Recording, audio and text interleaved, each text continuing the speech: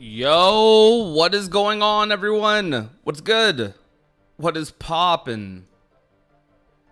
What is poppin'? Yo, what's good, Eve? Eve4332, you are the first person to type in the stream. Why is my chat bot not working? Unless it just didn't pop up yet for whatever reason. No, wait, it's not working. Wait, why is my chat bot not working? That is weird. Yo, anyways, what's good, Wiley? How's it going? Welcome to the stream. So, I hope you guys are doing well. Sorry for no stream yesterday. My schedule has been, I don't know why I'm saying, people do that thing where, like, they pretend they have a schedule when they really don't. I don't have a schedule, really. I have a approximate time that I like to do things. I don't have a full-on schedule. But anyways, I'm gonna continue the quote. So, I've been busy as of late. I've been very busy, both with YouTube prep in the background. My birthday is not today; it is tomorrow, or maybe now, depending on what time zone you're in. I don't know, but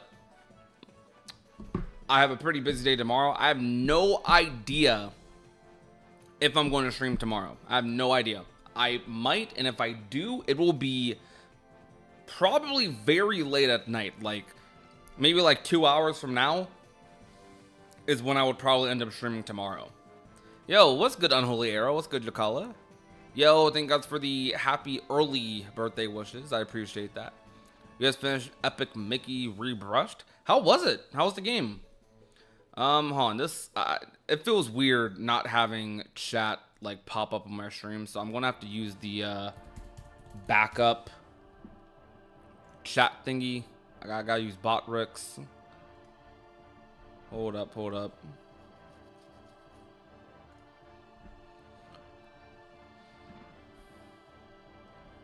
I don't know why my chat widget isn't working. Very odd.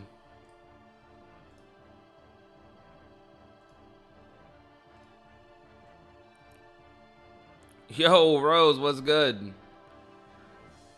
Come on, Disney let Oswald into Kingdom Hearts. It was really fun. Yo, that's good to hear. So, for today's events, we're doing a little bit of talking, yapping. Yapping is just my branding for regular talk streams. Pretty positive you guys have realized that already, though. We are going to have a guest on talking with us, yapping with us. We're gonna have my friend Critic, who most likely will be doing this later. They're having a little bit of power issues. They were going to try to stream themselves, but I'm unsure if they'll be able to. But they said they might just join on their phone or something. I actually did go live a little late because I was going to go live at 5 today, but I decided to for like the past like hour and a half, I've been like doing my hair. So that was a whole process thing. Mostly just like I have like slightly dried up hair, so I was just kind of like taking some of the dreads out and whatnot. This is just for fun and boredom for me. Have you seen K-pop Demon Hunters? If so, do you think it gives a Kingdom Hearts vibe? I do not think that movie has Kingdom Hearts vibes at all, but I really love K-pop Demon Hunters. You know, if I'm thinking like a little deeper into it, I'd say I can see it, like just the general messaging and themes, but like overall, no. Overall, nah. I wouldn't say. I would not say that it does. But that might just be my opinion. Have you guys seen K-pop Demon Hunters? I think that movie was really good. I watched it the other day with Putty Apple. Really good movie. Really good movie. I will almost always like dive headfirst into anything that's like, I guess, animation. I love animation. One of my favorite things, or one of my favorite like forms of media, I guess you could say. It's so good. It's so good, man.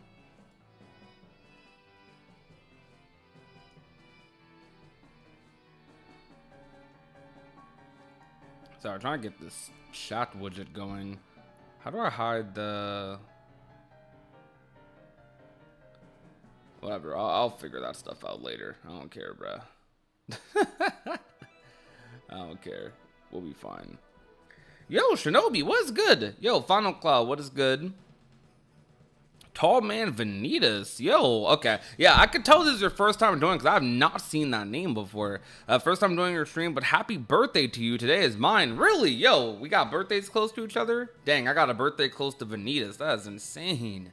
Yo, thank you so much, though, and welcome to the stream for the first time.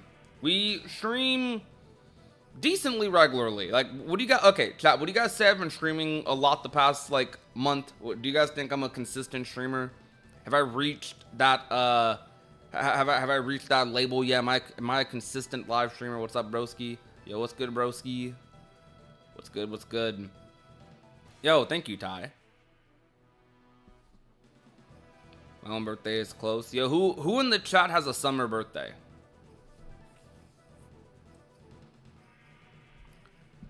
We might end the stream off with rando again tonight. Maybe, depending on how I feel. I'm gonna see if I can guilt trip a friend into doing a birthday rando with me. Alright, let me fix chat, because I don't know why. Stream feels less lively, like visually, when chat isn't, like, on screen. But it should be up now. Yo, guys, I want to see the chat, like, moving a little faster, so let's type X's in the chat.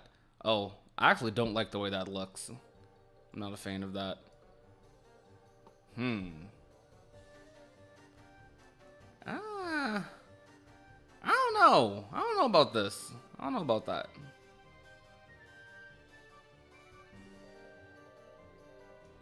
I think there's like a 10-second delay or something. Let me take that off. Alright, we're gonna have to do a little bit of customizing.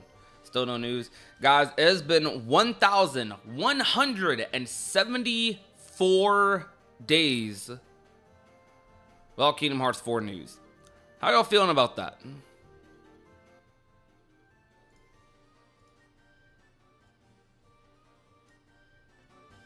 Personally, I'm used to it. I'm used to it now. Every once in a while, when an event happens or when something like crazy happens, how do I describe it? Every once in a while, it hits a little harder because it's like we have an event or we have an event. We have like some fake news. We have like Square Enix stuff going on, and okay. Every once in a while, it hits a little harder, but for the most part, I'm chilling. I've once again gotten used to no news. So, yeah. Gotten used to it, man. It's a tragedy. Is it a good thing to be used to this, chat? How am I feeling about Missing Link getting canceled? Ooh, okay. So I talked about my thoughts a little deeper-ish in a podcast episode with Noir Lil Bomber, but I'm alright with it being canceled. I'm alright with it. I'm not like, okay. There's layers to that. There's layers to this, because it's hard to say some things verbatim. I'm alright with it, as in I'm content with it. I don't wish it got canceled. I would have loved to play the game. I was actively making plans, assuming the game was going to come out this summer. A matter of fact, I don't know if this like actually ended up happening. Like, I don't know what happened in the background, but around like late last year, chat, I actually got hit up to cover Missing Link and to cover news and stuff. Don't know if it was real or not, but I know multiple other creators got a similar thing, saying that Missing Link was apparently going to have like a little test thing for content creators around April of this year. Obviously, that didn't happen. And if it was real, it obviously didn't happen for a obvious reason. So, yeah, ooh. Soli everywhere. Your birthday's today. Yo, you're the second person whose birthday's today. Yo, everyone, X is in chat for Soli. For Soli everywhere, X is in the chat. Happy birthday to Soli.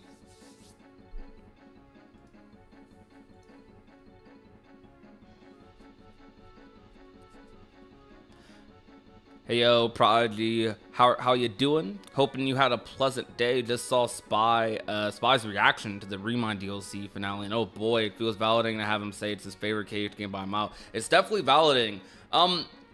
I should make this a surprise. It will be a surprise to most people, but you know, stream chat, we're pretty close. We're pretty close. So I can let you guys in on some of my secrets, because I know for the most part you guys won't spread them. I'm also not popular enough for things to be spread that fast. Anyways, me and Spy are going to be doing a podcast soon. Spy is slotted in for a podcast episode very soon, so you guys look forward to that. I wanted to wait until after they beat KH4 and Remind to talk about some stuff, but they are slotted in.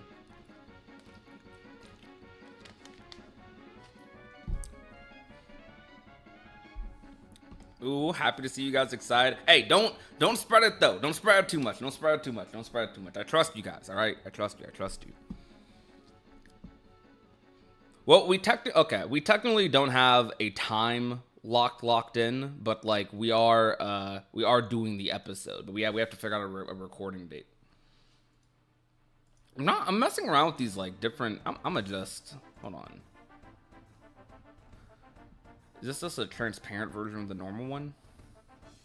Okay, we're just gonna go with this.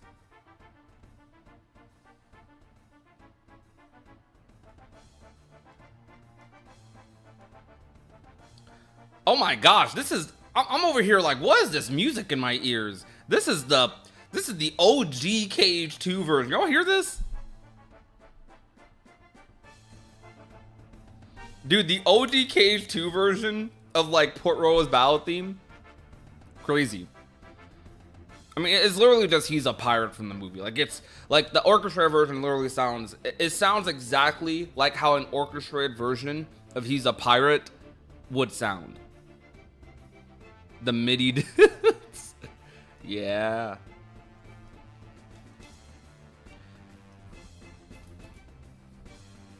Yo, chat.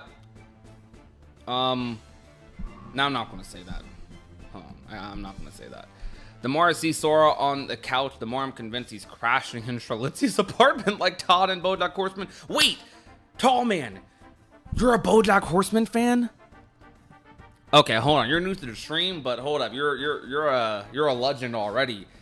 I feel like I don't have many people who have watched BoJack Horseman in the KH community. I love BoJack. BoJack's so freaking good, dude. I watched all of BoJack as it was airing, and genuinely one of my favorite shows, like ever. You can't hear the music super well. You're not fully supposed to, but you should hear it a little better than that for sure. Do y'all hear it better now? We're skipping this theme. We're skipping that one too, because that Halloween Town stuff's copyrighted. I don't think Christmas Town stuff's copyrighted. We'll let Pride Lands play.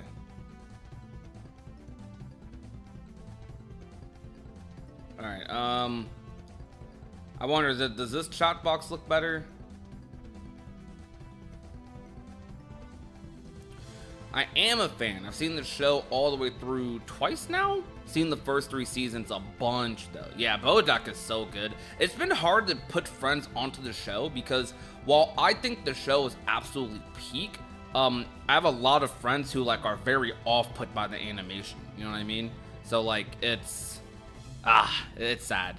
It's saddening. Cause I'm like, man, dude, the animation for some people is so mediocre, and it's like, it's still such a good show though, man. It's still such a good show. Trying to figure out, like, I don't know. Okay, I'm trying to figure out how this works.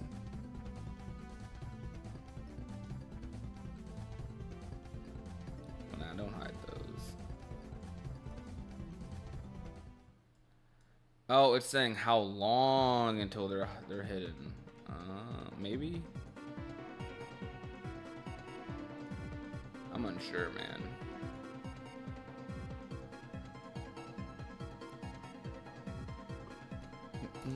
I want to get back into Melody of Memory. Yo, chat, I also told you guys another secret about the combo contest I'm doing. Would you guys be interested? Okay, I'm gonna get a. You guys will find out who the guest is in a moment. I am going to actually, I should call them in a second. What time is it?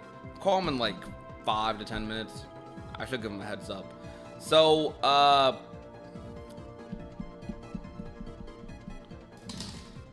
my brain, bruh. I just lost my train of thought. Oh, so I've told you guys about the combo contest and stuff before. Do you guys, how many of you would participate in a Melody of Memory tournament with a prize pool? I know it sounds a little wild, but how many of you would participate?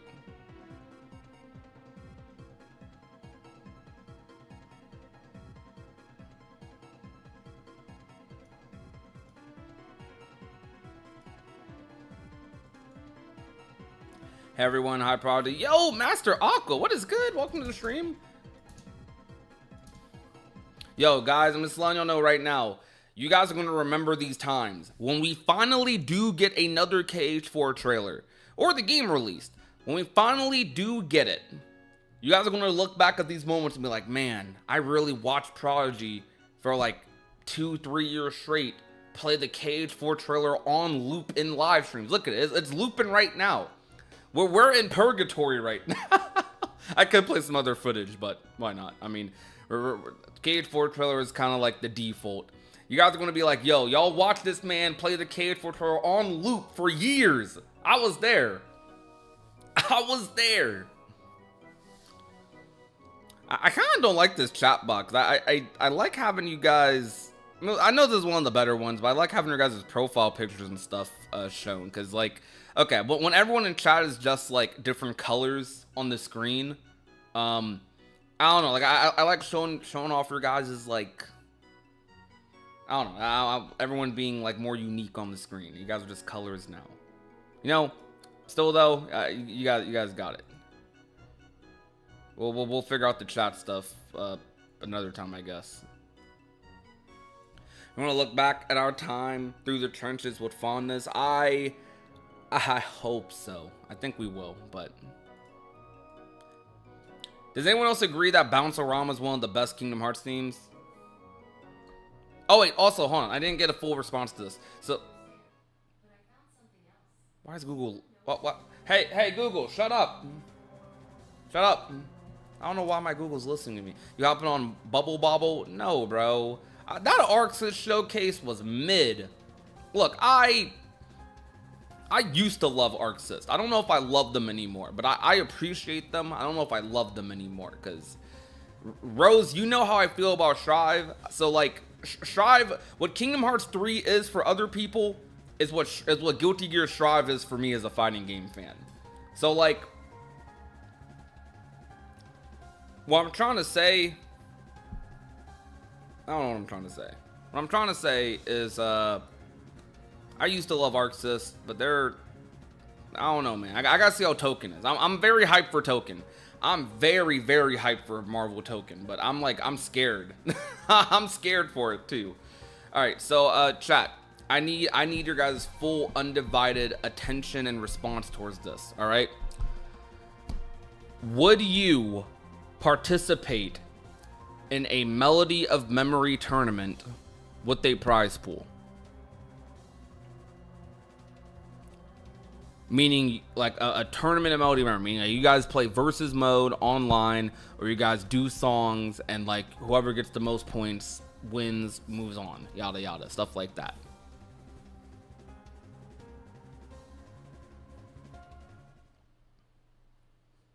Nomura during this draw is like 5 years in the hole, or am I being obtuse? Doesn't really pick up until the telescope, to be fair, and the animation is definitely the worst part of it, but that pales in comparison to what the show does right. I agree. I think BoJack Horseman honestly picks up, like, I'd say it picks up towards the end of season 1, maybe after season 1, but like the story really doesn't pick up until like, yeah, I'd probably say around then. Don't own Melody Memory, not my type of game. Dang, I get it. I understand. This would unfortunately have to be a PC tournament. Well, maybe not have to be. I would have to do some stuff in the background to see this, to see how we approach that. All right.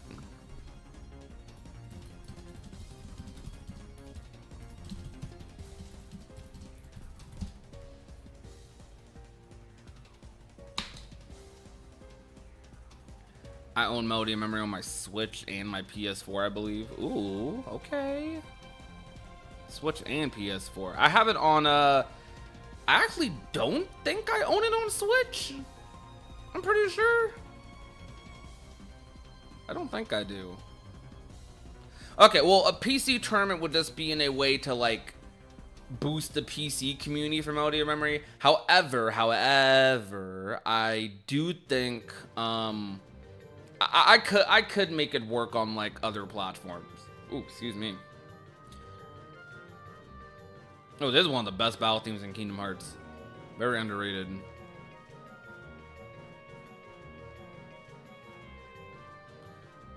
Don't worry, Rose. I'm gonna get back into Strive when Lucy comes out. Probably. I've been wanting to bring Melody of Memory back. You know, guys, since we're consistent live streamers again, should we actually do Melody of Memory Mondays, do Mom Mondays like every week, or like should remain a once in a blue moon thing? Maybe like, because that would also mean I have to stream every Monday, and Mondays are kind of tricky nowadays for me. Every Monday. I could probably do an hour of Melody of Memory every Monday. Is this days? Yes, this is. I think this is. Okay, hold on. Let me guess. Let me guess the theme. I think this is Fight or Flight. Right? No, it's not. It's Crossing to Neverland. I'm a fake KH fan. I wanted to test myself there, man. I so badly wanted to test myself. I so badly wanted to test the light. All right.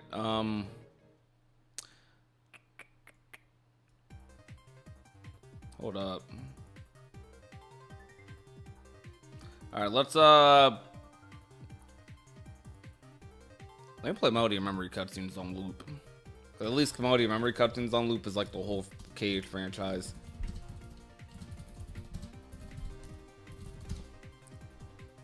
I watched Free Guy for the first time the other day. That Ryan Reynolds video game movie. It was honestly pretty good. I remember people trying to say the movie was like going to be mediocre, but it was actually a fun movie. Oh man, all these ads. Okay, maybe no. Actually, we should play Missing Link cutscenes. Alright, you know what? Let's play the Missing Link cutscenes. I'm sorry, chat. I'm sorry, chat, ahead of time.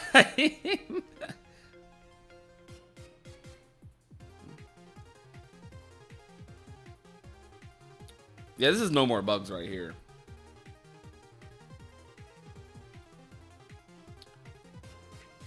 Alright, in just a moment, we're going to call our special guest, who I already said earlier, but we're going to call our special guest into the live stream.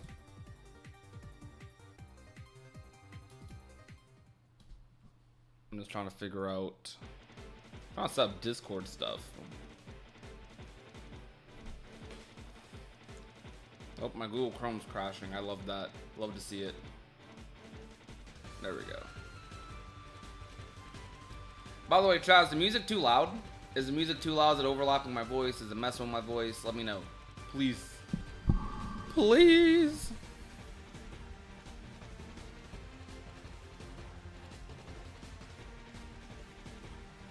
Have you watched K-pop Demon Hunters? Yes, I did. Someone, you know, that was one of the first things someone asked me in chat today, Rose, if I watched K-pop Demon Hunters. Very good movie. Very, very good movie. Alright, we're gonna turn the, alright, you guys like the music volume? We're gonna turn it down right quick. Just so our guests can be, well, Let me adjust it like this. Put that lower.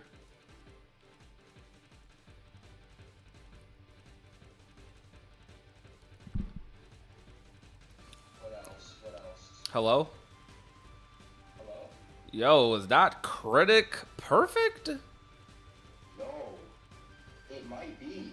Excuse the very, very bad microphone I'm using. Hold on. Well, one sec. I gotta make sure you're being captured.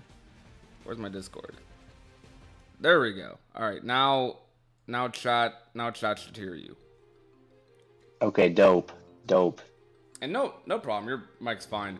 Is your power still out? Dude, I'm sitting in a pitch black room right now. I got my phone plugged into my laptop just to be able to use the internet on not a mobile device. It's really bad, I can't lie. Dude, no what air conditioning either. Is there like a storm or something, or it just randomly went out? Yeah, so it's not bill related. It's like it was a bad storm, so I see, yeah. I understand.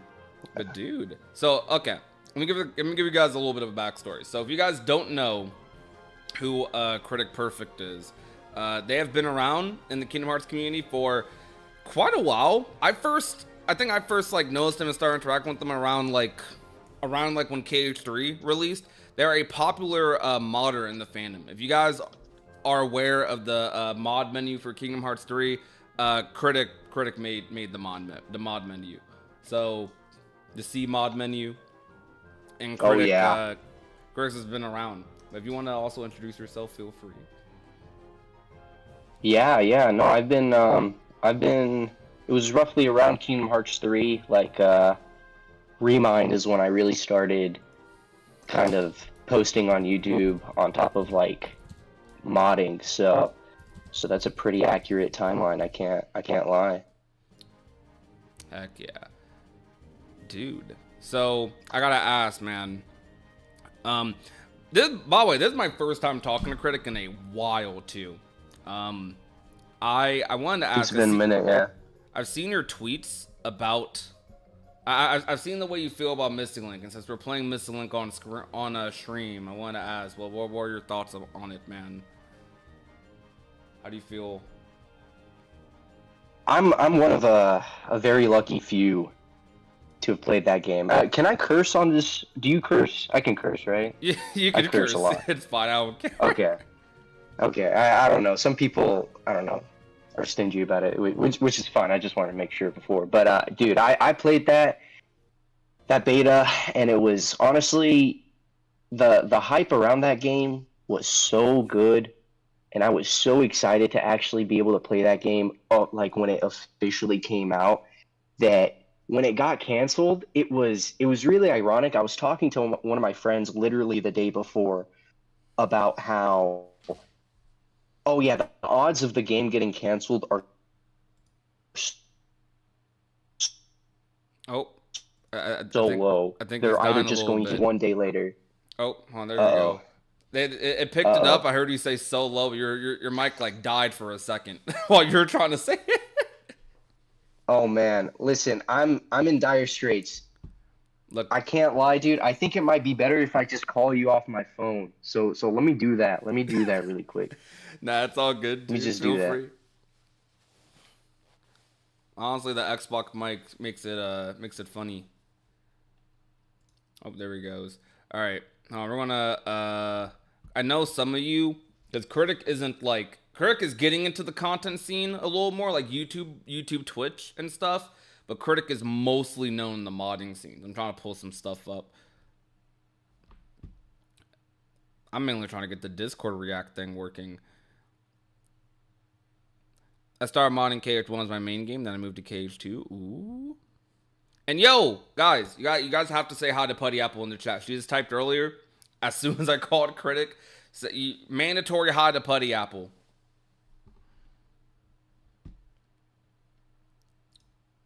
I keep freaking skipping over.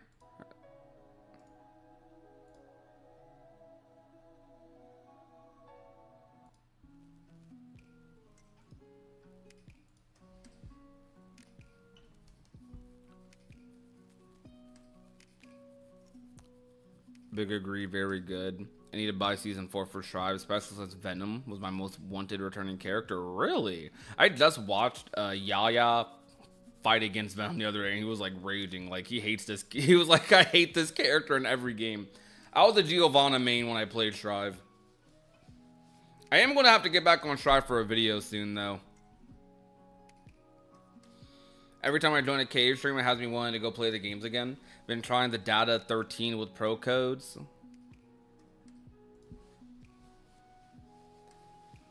Data 13 with pro codes. I need to get back on that, man. I really need to do like a big stream where I don't know, I might just do like a big 12-hour stream one day where I just fight all the data bosses with pro codes. I did it in the past, but I did it like, that was like over 3 years ago now probably, but I want to do it all in like one sitting. Just for the stream gimmick, why not? Welcome back, Critic. I think you're back. I saw you in the call. I think I'm back. I think I may be back. Is that your phone mic? Yeah, is it better? I ain't gonna lie, your phone mic is like way better. Like, dude, that's fucking that's iPhone for you, dude. They just have everything mapped out. Yeah. Anyways, yeah, I can't lie, dude. I was trying to stream because I wanted to stream this too. So I had it like rigged up so that my phone was sending its data to my laptop, and then I was just doing everything off my laptop. But honestly, it wasn't worth it. So it's whatever. I'm just on my phone now in a dark room. Pitch black, by the way. Pitch black dark room. You know, I gotta say, there'd be like some random late nights when I'm like scrolling through YouTube or Twitter. There was a stint where we were streaming on Twitter, and I just see the most like random stuff like on your live stream. You're talking about my stream slideshow in the background, aren't you? Yes, I am. That is a culmination of like, I've had that slideshow since basically month 2 of streaming ever, right? So all the images in there are just like have been growing over time. So there's some really old OG like inside joke like images in there, but then there's also like, you know, the generic ones like Megamind Xehanort. That's one of my personal favorites. And then there's just Megamind too. You know who Megamind is, right?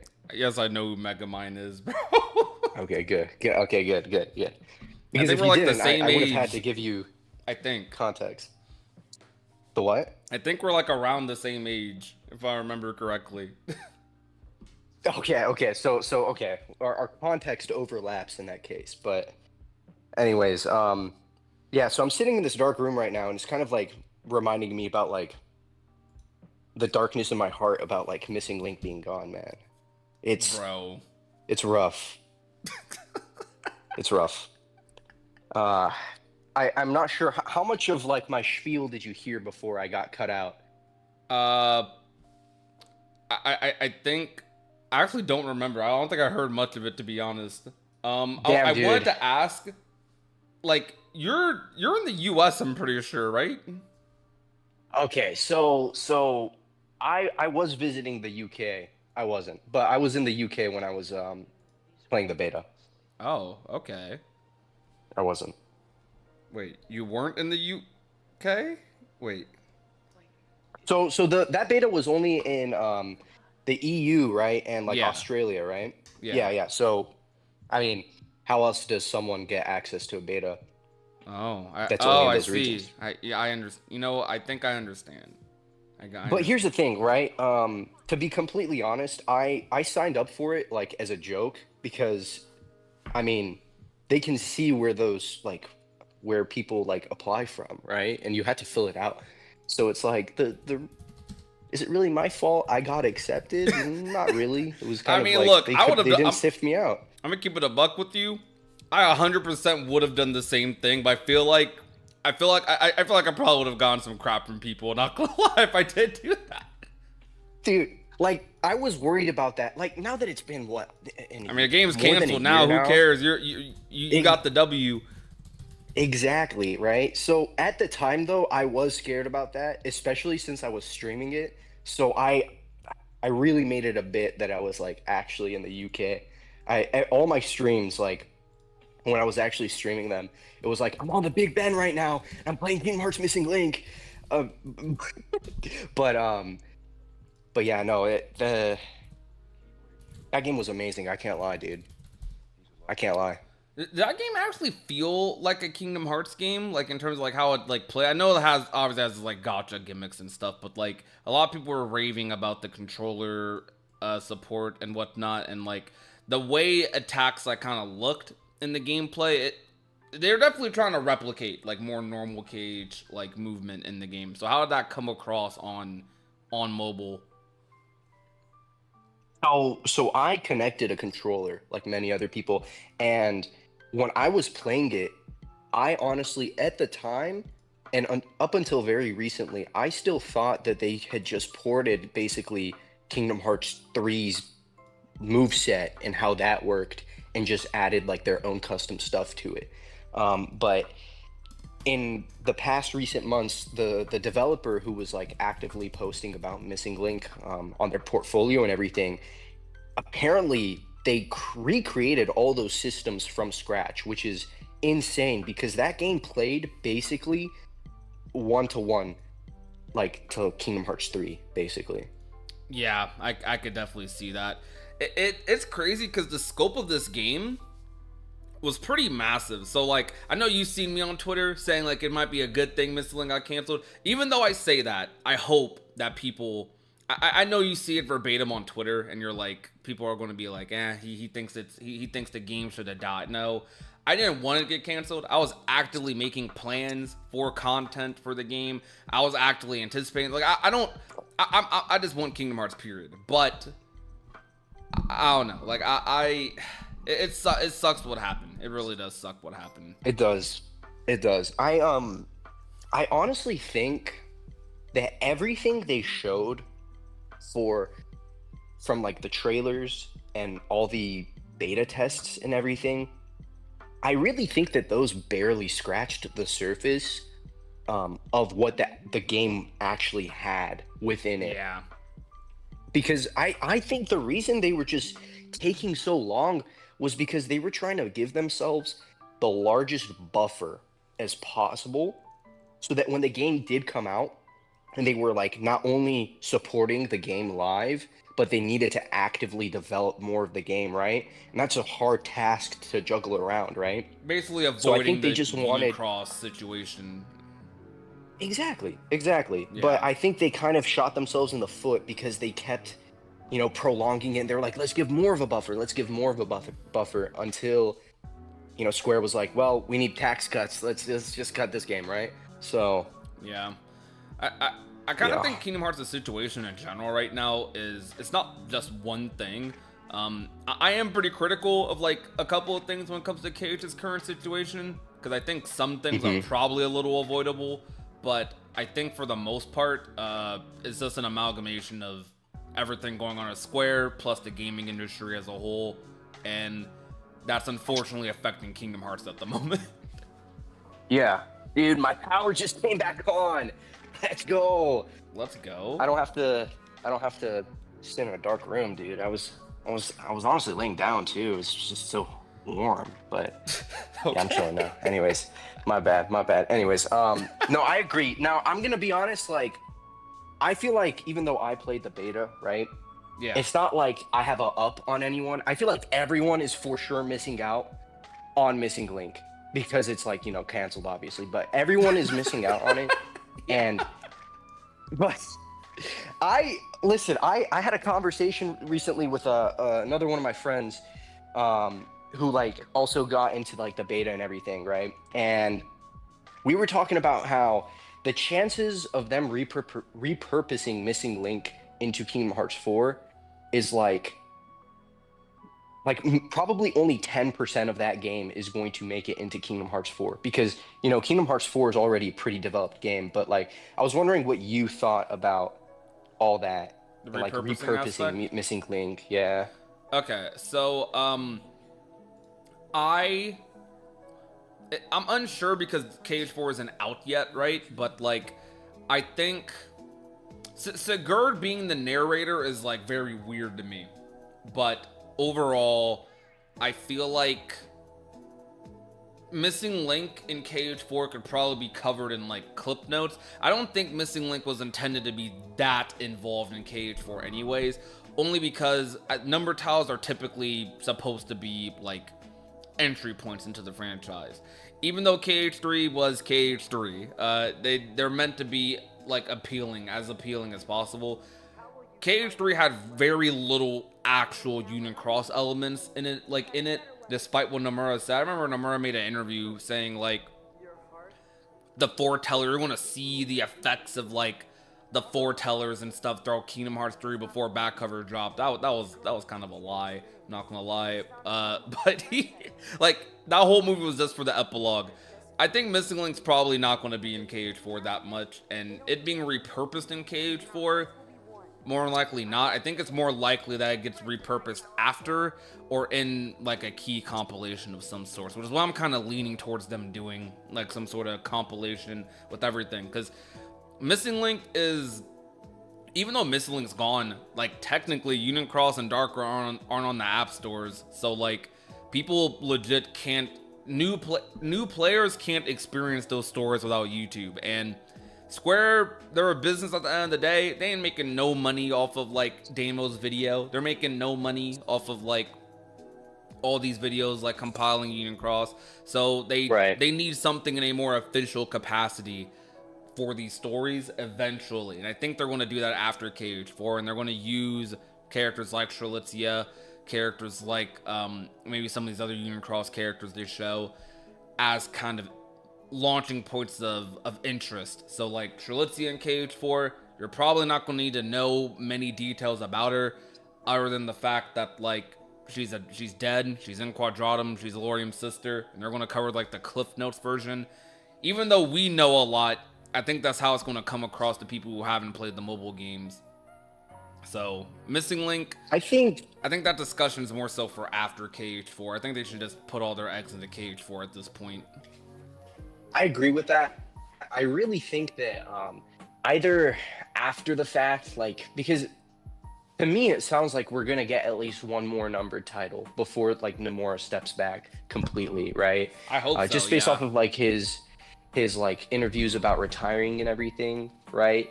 But if that's the case, I honestly don't want them to just keep pushing out numbered titles, because I feel like the charm that Kingdom Hearts has is the story that spans over multiple titles, right?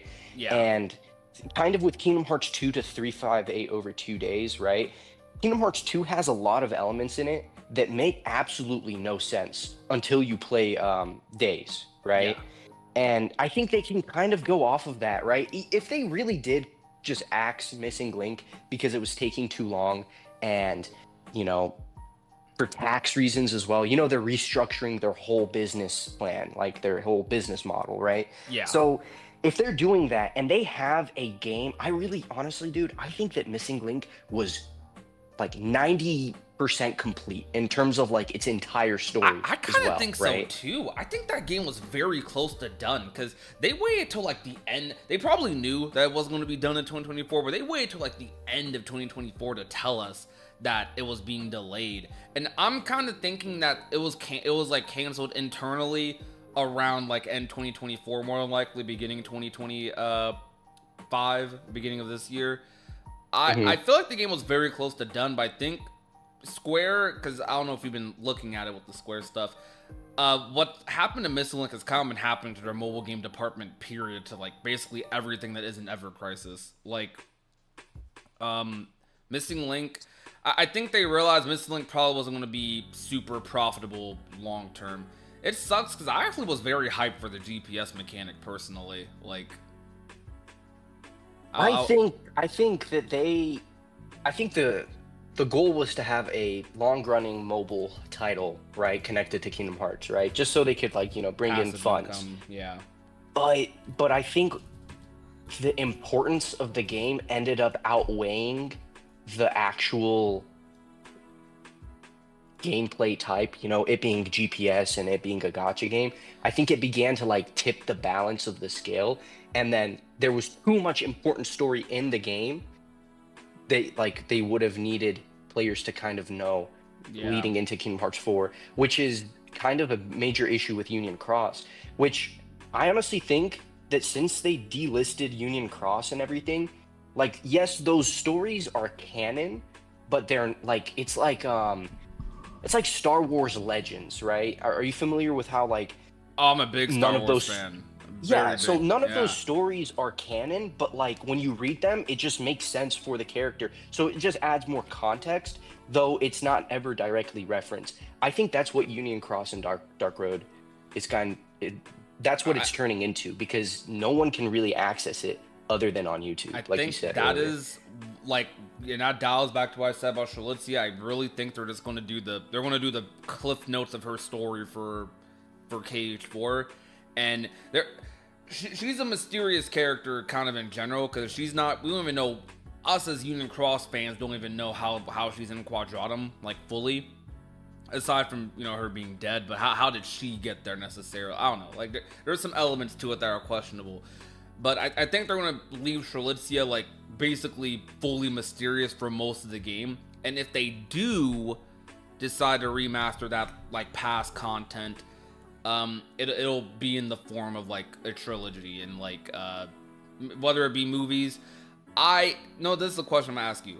Also, hi to everyone in chat. No, me and Crick are yapping. Thank you, Keychain, for the happy early birthday, and hi Josh Z, KH, Dandelion, Sora, KH4. What's good, everyone?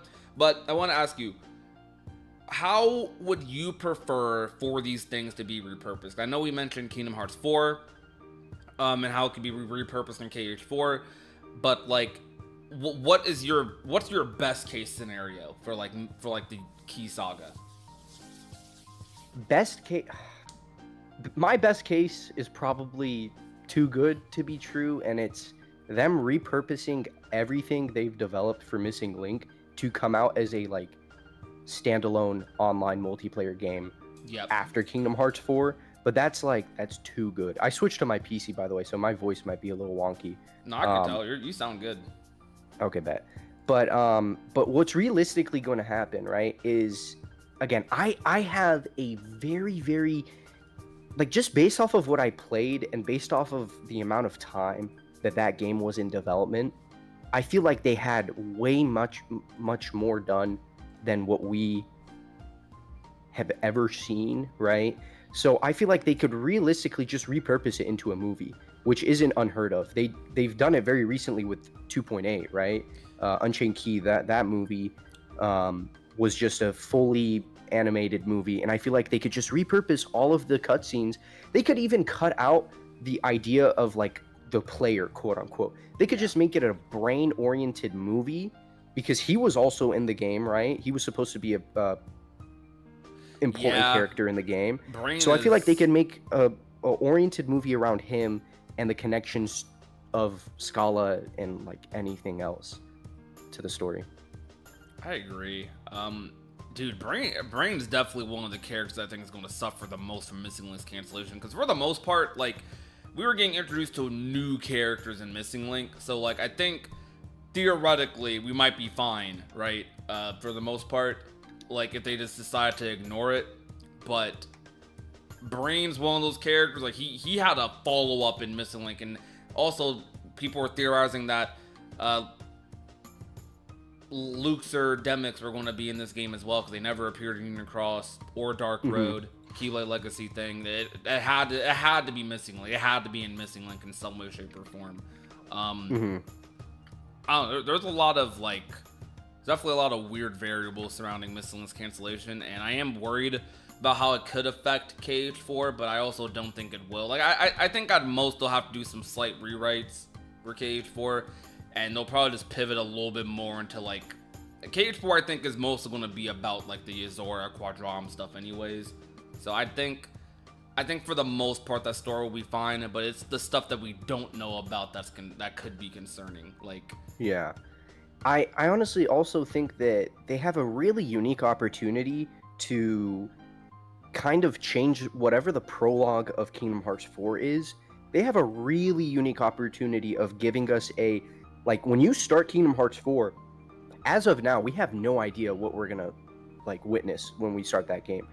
If they want, they could honestly give us 2 to 3 hours of like just gameplay in that version of Scala and kind of give us a basic rundown of what we needed to know from Missing Link leading into Kingdom Hearts 4.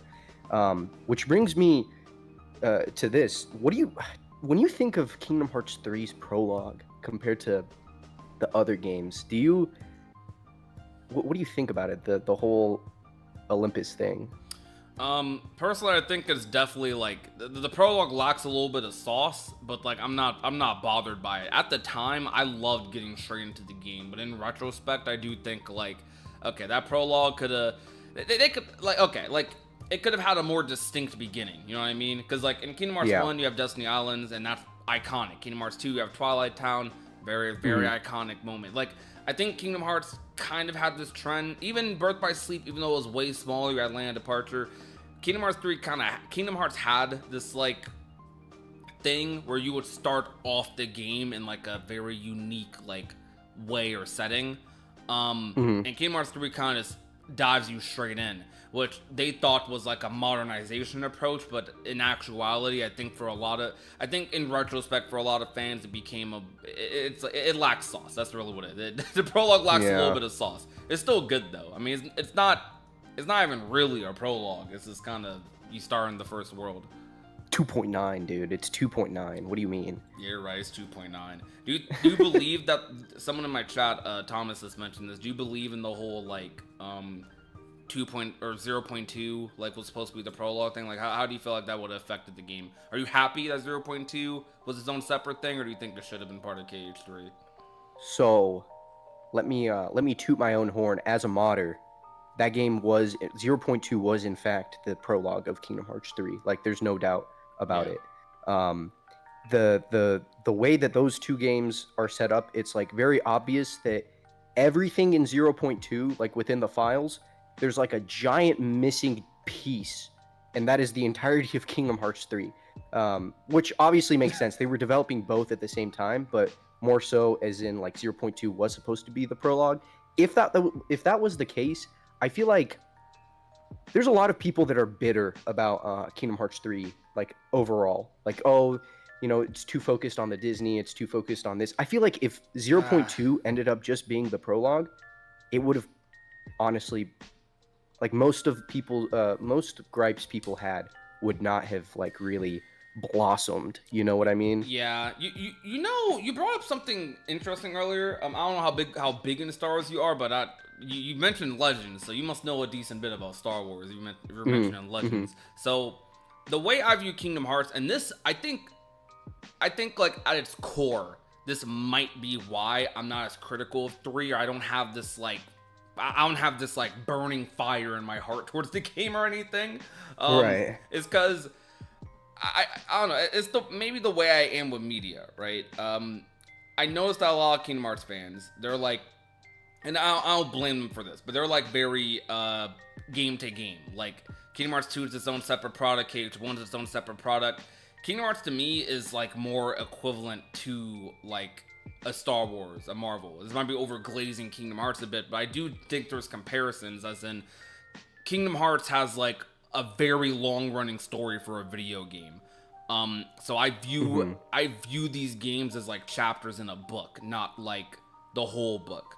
Like so 0.2 to me is like, even though I started with Olympus, to me 0.2 is still part of that story, if that makes sense. So like I don't Absolutely. I don't knock. Absolutely, yeah. I don't knock like points from like, okay, like I do think if you're reviewing KH3 individually, yeah, it probably could have been better if it had like a prologue, if it had some of those elements in it, right? But like for me, Kingdom Hearts 3 is everything that built up to it. It is 0.2. It is like Days. It is even the good parts of Coded, Dream Drop. So it's like all those things leading to KH3 are still like a part of it as I'm playing the game. So it's like, I don't know, these Disney worlds and all these moments, like they're not nothing to me at all. And it's like, how else are you going to explain like to Sora all this stuff? Like Sora didn't know any of this stuff. We knew it for years. We've been simmering on it for like a decade prior to 3. But like Sora doesn't know Ventus is in his heart. Sora doesn't know like how to awaken Roxas. Like he doesn't know how to do any of this stuff. So you can't just as a writer like automatically just make it work there. Like you have to build up to Sora get like learning about the 3 hearts inside him and awakening them. And I think that's mostly what the Disney World's covered, and for me, I enjoyed it. I also do think the trailer is like through for KH3 a bit. Like it almost feels like a cop-out excuse nowadays, the marketing, but it like looking deeper into it, it genuinely was. I'm not gonna lie, I genuinely think it was the marketing for at least half the fandom, for the hardcore fans. There's a big reason, like you see Spy on Twitter, there's a big reason that newer fans love KH3, or at the very least, they don't feel as harshly towards this too. Like, as harshly towards as other fans. But all the fans who had been waiting for that game for 10 years also watched every single trailer. And that's not their fault. That's Square's for, like, advertising it the way they did. For example, I'm gonna tell you this. I know I'm yapping your ears off. But, like, one of the biggest things coming out of, like, Dream Drop Distance. One of the biggest mysteries. It was, who are the 13 Seekers of Darkness? We knew basically none of them aside from like 3 or 4. They revealed every single Seeker of Darkness in KH3. How hype would it have been if you played KH3 for the first time and you saw Marluxia, like no advertisement, no spoiler. That's the first time he appears in a game basically since Chain of Memories. And he just popped up in KH3 out of a portal. You would have screamed, bro. That would have been like insanely hype, you know, like the stuff Spy's been posting. Like it would have been crazy. But it kind of. Go ahead. Sorry, go ahead. No, you're good. Go ahead. It kind of sounds like you're saying that we shouldn't have experienced the game through the trailers, which Kingdom Hearts 3 suffered from that horribly. Like every hype moment, like Marluxia, was revealed through the trailers because they needed marketing material, but at the same time they couldn't just show off Traverse Town. I really just said Traverse Town. Twilight Town over and over again. You know what I mean? They couldn't just show off Olympus, which they should have. And I really think that in the long run it would have helped better. Instead of revealing every single world and then also every single adversary connected to that world. Come on, that's the whole game. Like you're taking you're making me experience the game through the trailers, right? And you can't even just like it's valid like for someone to say don't watch the trailers, but at the same time the trailers are being made by the same company that's making the game, and I want to watch the trailer for the game I'm hyped for, right? So I'm gonna watch the trailers, but you can't tell me that I just experienced majority of the game and now I have to just go through the motions of the game to just get to the end, and I've seen majority of the end as well, right? Like, I have that separation where I was still able to enjoy the game without even despite the trailers, you know, because I took the game for what it was. But I know for a lot of people they're not thinking that deep about it. They're just playing the game. I don't know. They're playing the game the way they're going to. Like not everyone's going to be a creator or have to have that separation with media, I guess. But I think the trailers really just suffered from I think the Disney World suffered the most from the trailers. More than anything, the Disney World suffered a lot. And I think that's why we have the narrative of the worlds not being important. Because what's one of the biggest reasons people claim KH2's worlds are so important? Because organization members are showing up. KH3, it does the exact same thing, but probably better than KH2 if I'm being honest. But the issue is they revealed all of them before. We got spoiled on Larxene, on Marluxia, on Vanitas returning, and people made theories about nobodies and Unverse and Heartless, but at the end of the day, they're just theories. So they didn't have to show us all the interesting points. And back in the day, I used to defend it and be like, they needed marketing material, but like, I kind of think the Disney Worlds are enough. Like, you can just show the Disney stuff without the KH stuff, really. Like, because I think most KH fans have proven they'll buy it. Like, okay, do you guys think Kingdom Hearts 3 sales would have taken a massive hit if the marketing was like, if they took a slightly less spoilery approach? I do think showing like Aqua and maybe like showing Aqua was all right. That was a fine moment, but I think there's some things that could have been fine for marketing, but I think they didn't need to show like everything. Yeah, no, I honestly, I totally agree. And I really think that, because most of the people were waiting for the game and they saw everything they saw in the trailers, obviously, your first thought is not, oh, everything they showed me in the trailers is like 80% of the actual game, right? That's not your first thought when you're watching a trailer. So when I experienced the game, when I played the game, I had a blast. I loved basically every second of it, right? It's just when I got to the Keyblade Graveyard and I was getting really close to the end, I remember I had like a nagging thought and feeling in the back of my head, basically just saying, there's no way, like, there's not more after this, because everything I've seen from the trailer so far. Yeah, right? the exact same. Yeah, I had that thought. When it was while the Guardians were dying, right? They're like, there's more. I was like, wait, but like, okay, so there has to be more after this scene, which there was. It was like the final world and everything, right? And then it really hit me when I beat the game and like, Sora disappears and everything. And I vividly remember being very confused as to what was really going on, because I was like, yes, the game led up to this point, but I was like, but I feel like there's not more. There's like, that was it. And then obviously after the fact, I went back and like, I really thought about the story. The story is actually really good for 3, especially like just leading up to the Keyblade Graveyard. Kingdom Hearts 3 is like, it's a culmination of like 10 or 12 games before it, right? Yeah. You can't perfectly balance that, right? They did the best they could, and I think it was honestly like the product we got, the game we got was great. It's just like it starts getting to really small nitpicky stuff, like why couldn't we explore Twilight Town, right? Why couldn't we explore Mysterious Tower?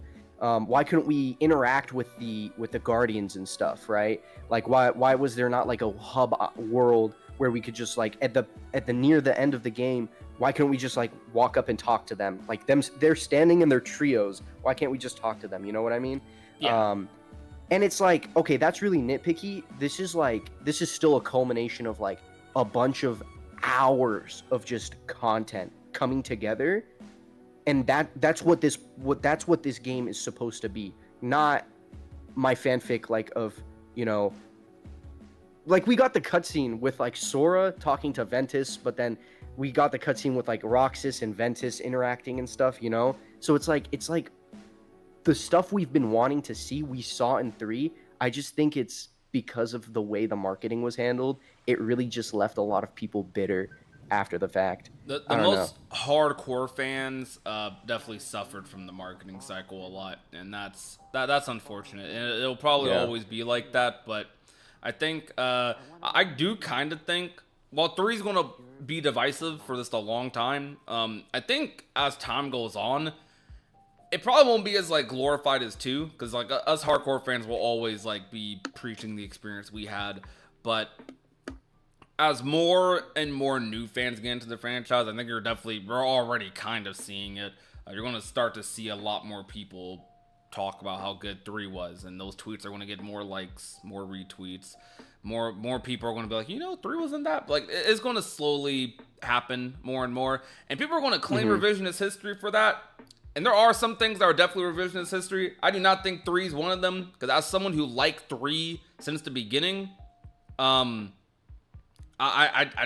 feel like just the game's good. It's a good game. Like, it's like some feelings are a little, I'm not gonna say exaggerated, because I understand if you're disappointed with something, like I get it, because I have things I was not crazy about in 3 either, but really, the sum of everything it was and what it built up to was like amazing for me. I wanted to transition to something else, asking something a little bit more about like you, because not everyone in my chat might be like familiar with you. They probably are just through modding, but what? Talk to me more about like your modding experience in the Kingdom Hearts community. Like, how has it been? Like, honestly, because you've been around for like so I mean, like I said earlier, back when I was on my my laptop, I mean, I started streaming and modding kind of at the same time. And my modding began on, it's kind of crazy how it started. So I ran into a random YouTube video that was recommended to me by someone else who's a modder in the community. His name's Blade, right? Oh, I He know was that is, yep. modding, yeah, he was modding Kingdom Hearts 3 on the PlayStation 4, right? You had to jailbreak your PlayStation 4 and you could mod Kingdom Hearts 3 on it, right? And he had a few tutorials set up, and I watched the one where it was like, okay, so you need this version of like PS4 firmware, right? Well, my brother had bought a PlayStation 4 Pro, and because of that, he had put his old one, an OG PS4, in the closet. So I grabbed that PlayStation 4, dude. I plug it in, and I'm like, what are the odds that this has the correct software on it, like the software version, right? I think it needed to be like 7 point, like I remember it was like 0.72, something 0.72. Dude, it was the exact version. And that right there, I was like, yo, dude, screw it. I'm gonna try to mod Kingdom Hearts 3 because like I fucking love this game, and I feel like not many other people are doing it. So if I just brute force my way through it, it would be dope. And then that's kind of how it happened. And once that ball started rolling and then it got announced for PC, I technically just had like a little bit of a head start because I was already focused on Kingdom Hearts 3. So when it came out on PC, I kind of went into it even further, and then that kind of led to CMod menu and everything. And that was kind of my magnum opus, man. I did the rando as well. Really limited with what we had when we made rando, and it's kind of you can kind of tell when you do play the rando. There's a few finicky stuff in it. It's not perfect, but we got it set up to the point where you and Water made that, right? it. Yeah, it was me and Water KH, and then since then, after rando, I kind of took a step back from modding. I still lurk. I still kind of keep up with what's going on and like the tools and everything available. It's gotten crazy. It's kind of plateaued because back when I was modding, even on PC when I was modding, I could do something and a more efficient and updated version of like the modding tools would come out of the project we were using to like mod Kingdom Hearts 3, and then I would have to like redo all my work basically because if I wanted to update to the newest version of Unreal Engine, it was like that the game could like run. Yeah. I would have to redo my work over and over again. So that was like one of the reasons I stopped. But now it's plateaued to the point where it's like the tools and everything are maxed out. They have like the capability to do anything. So I'm kind of interested to take a look at it again. I can't lie. It's been a minute, but I know, like, I feel like Kingdom Hearts 3's modding it was like super active the first like 2-3 years after it released on Epic. I feel like there's definitely been some big mods. Like over the past like year and a half-ish. There hasn't been anything like, well, I won't say there hasn't been anything super crazy, but it's the pace has slowed down, of course, right? It naturally happens as time goes on. These new tools that I've been seeing you and some others talking about on Twitter is extremely exciting. And to talk about KH4 Rando, I do remember the KH3 Rando stuff. I was around for that. I was very excited for 3 Rando, and I remember y'all finicking around with the project a little bit, so I wasn't giving y'all too much like slack. But I definitely remember what y'all were going through, so I get it.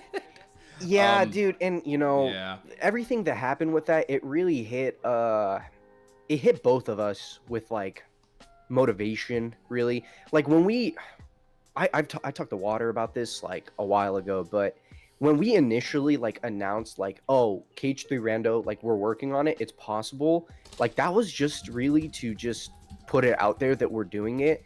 But like at least the way I like, after reflecting on it, it's been a while, right? So I've been reflecting on that for a while now.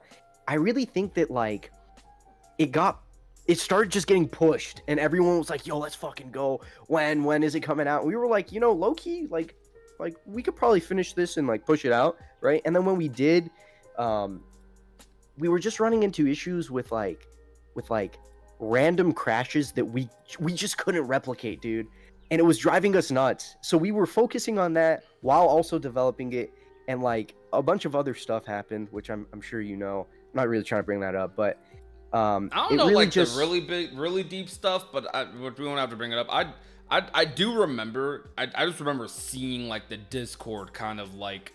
I ain't gonna lie. Some people in the Discord were definitely being from my perspective, people were saying a lot of understandable things. It's the classic, kind of like what happens with KH2 versus 3 debates. People were saying things that are perfectly understandable, but just in a very aggressive way.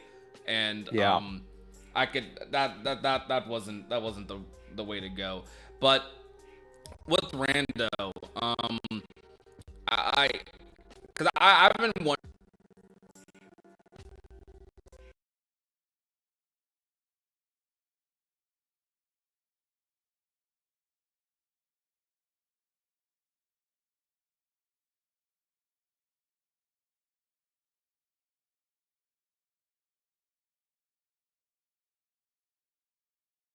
I've been wanting to actually get back into Rando. I only just, you won't believe this, I only just recently started playing the KH2 Rando. And I've been seeing your streams about it. yeah, I've been I've never done a KH Rando before this. Except for your guys's. I'm surprised. I'm like surprised at how like crazy that is. And I also played the BBS Archipelago and stuff as well. I was wondering like how because I know back then you guys had like stuff going on with like the new modding stuff that has been kind of like unlocked. I forget. I know it's like UE4. I forget the exact SS like phrase for it. UE4SS, yeah. Yeah. That tool. So I talked to Willow about it. Yeah. So with that tool, the entirety of Kingdom Hearts 3 Rando could be remade and like just run in game. Like no external tools or anything would be required. The entire thing would just run in it. And then it would honestly also fix majority of the issues we were having. Server stuff. That's weird. Oh no. I'm just refreshing right quick just to see Okay. if it fixes anything. Yo, everyone should come to my. No, I'm kidding. Are you streaming right now? Yeah, dude, I'm back on my PC. You're back I got streaming? that. Okay. I got it Yeah, unlocked. I'll definitely link that. I know if you still stream afterwards. Let's see. What was that? I said I didn't know if you still stream. Let's go. Oh, dude, I stream every Thursday. Every Thursday. Oh, you have a hard schedule for it. Okay. Yeah. Every Thursday is my goal. Hang on. If my stream lags, we should be back up on YouTube, by the way, right now. But if my stream lags, chat, go to critics. Seriously. But I think we should be good. That's weird because that's the weirdest lag I've had. Because usually if my stream's lagging, it will tell me that my OBS has dropped frames, but it did not do that. So that's very odd. I think you're back up though for sure. Yeah, hopefully it doesn't happen again. That's very weird though. But anyways, so chat, are we good? W's in the chat if we're good. It says I'm live on YouTube again. Yeah. Awesome. Also, hi critics chat. Hope you guys are doing well. But anyways, there we go. There's the W's. So you're talking about the Rando and things you could do with the gummy phone and how stuff was hard. Yeah. So some things were just hard coded. Majority of Kingdom Hearts 3 modding back when I was doing it, I want to say like until the tail end. Like the updated version of CMod I made was like the introduction of like the plateau in the development of the modding tools, right? Which is why I feel like I did it to begin with, that update to CMod, because before that everything was kind of like everything I was doing at least, right? based off of my knowledge, was a hacky kind of way of doing it, where it's like, yeah, it works, but behind the scenes, it's like, this should not be working. This is like a bunch of spaghetti noodle code that's somehow just causing the game to do what I was trying to, but that kind of carried over to Rando too. And honestly, it got to the point where it was like, maybe like the tools aren't just there. Let's just leave it in this like semi working state. Like the base rando itself does work, right? The boss rando, not really. That's like the most hacky-ish The main issue I remember that you guys had back then, it's probably been fixed. I just haven't tried it since like it initially launched. Like I mainly remember I think it was like the logic for items and stuff was a little finicky. Yeah. You couldn't complete the game. And I remember y'all were trying, but like every time y'all tried and like said it should be fixed now, it was still a little rough. Yeah. The reason for that was like the like on paper in the code, it's like, yes, all the items should be rearranged now and they should all be obtainable, right? Yeah. But then the only way to test that is if you do a full run of the game every single time, right? I mean, Yep. I was in school at the time, and I mean, Water has like a real grown-up job. He's a goat. So we would like test the functionality. We would play a little bit, but we would never like go all the way to the end every single time. And I think that really shot us in the foot. So when we started sending it out to people to test, that's when issues started coming out to like, oh, why does X person have it but Y person doesn't, right? And that's when we started realizing, well, yeah, we're still developing it.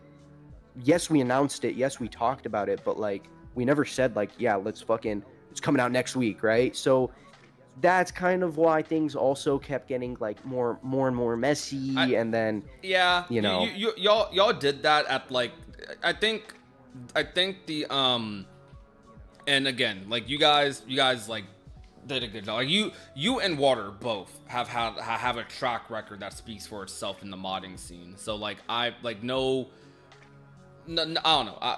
Just shout out to you guys for that. But what I'm trying to say is, I think what it seemed from my perspective at the time was I've seen a lot of creators and modders kind of go through this. I mean, I've been through it myself in a couple of instances with events and stuff I've tried to run.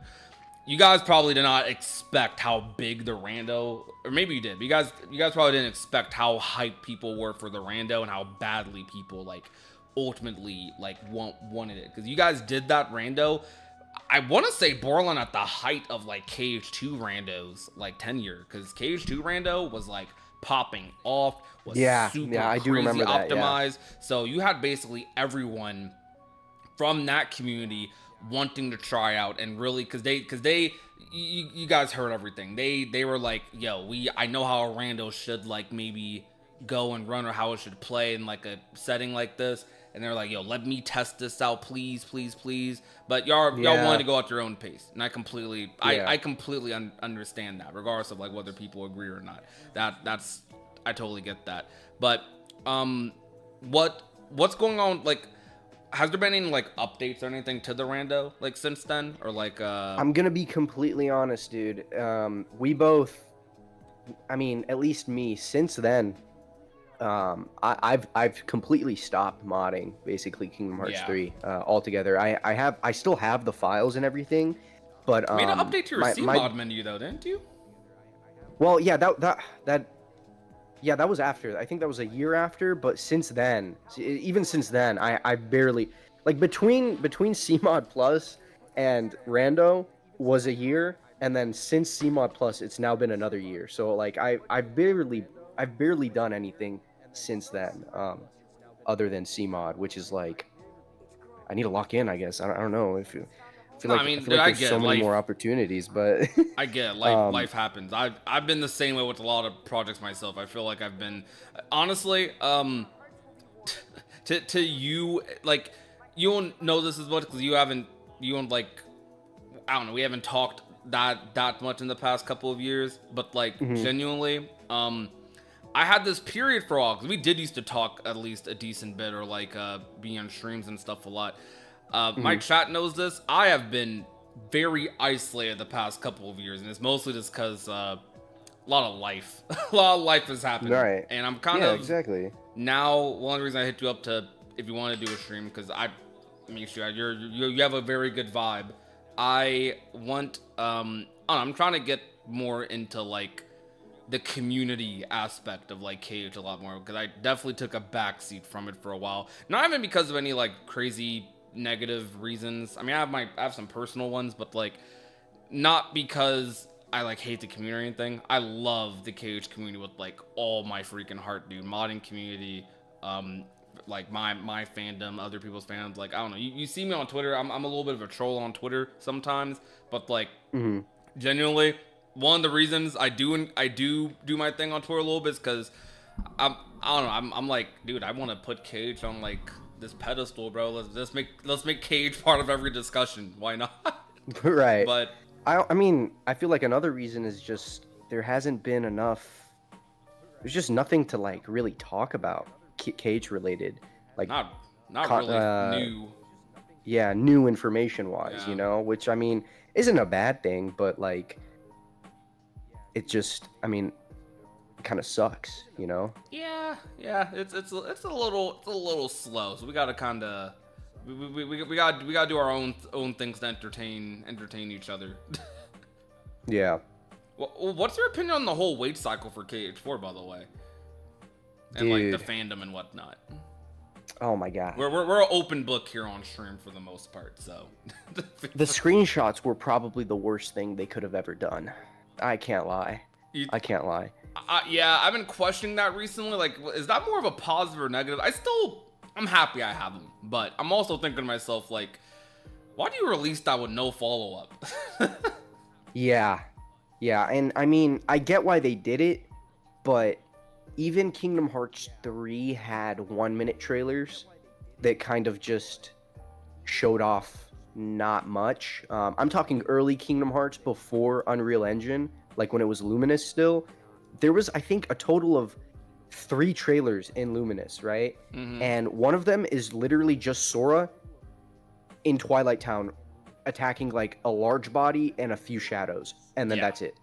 Yeah. And I was like, you know, I'm not saying they should just do that again, but it's like the screenshots kind of feel, I don't know, should I feel confident in the fact that they're actively developing the game? I never questioned that, but should I feel confident that all they're willing to show off are screenshots?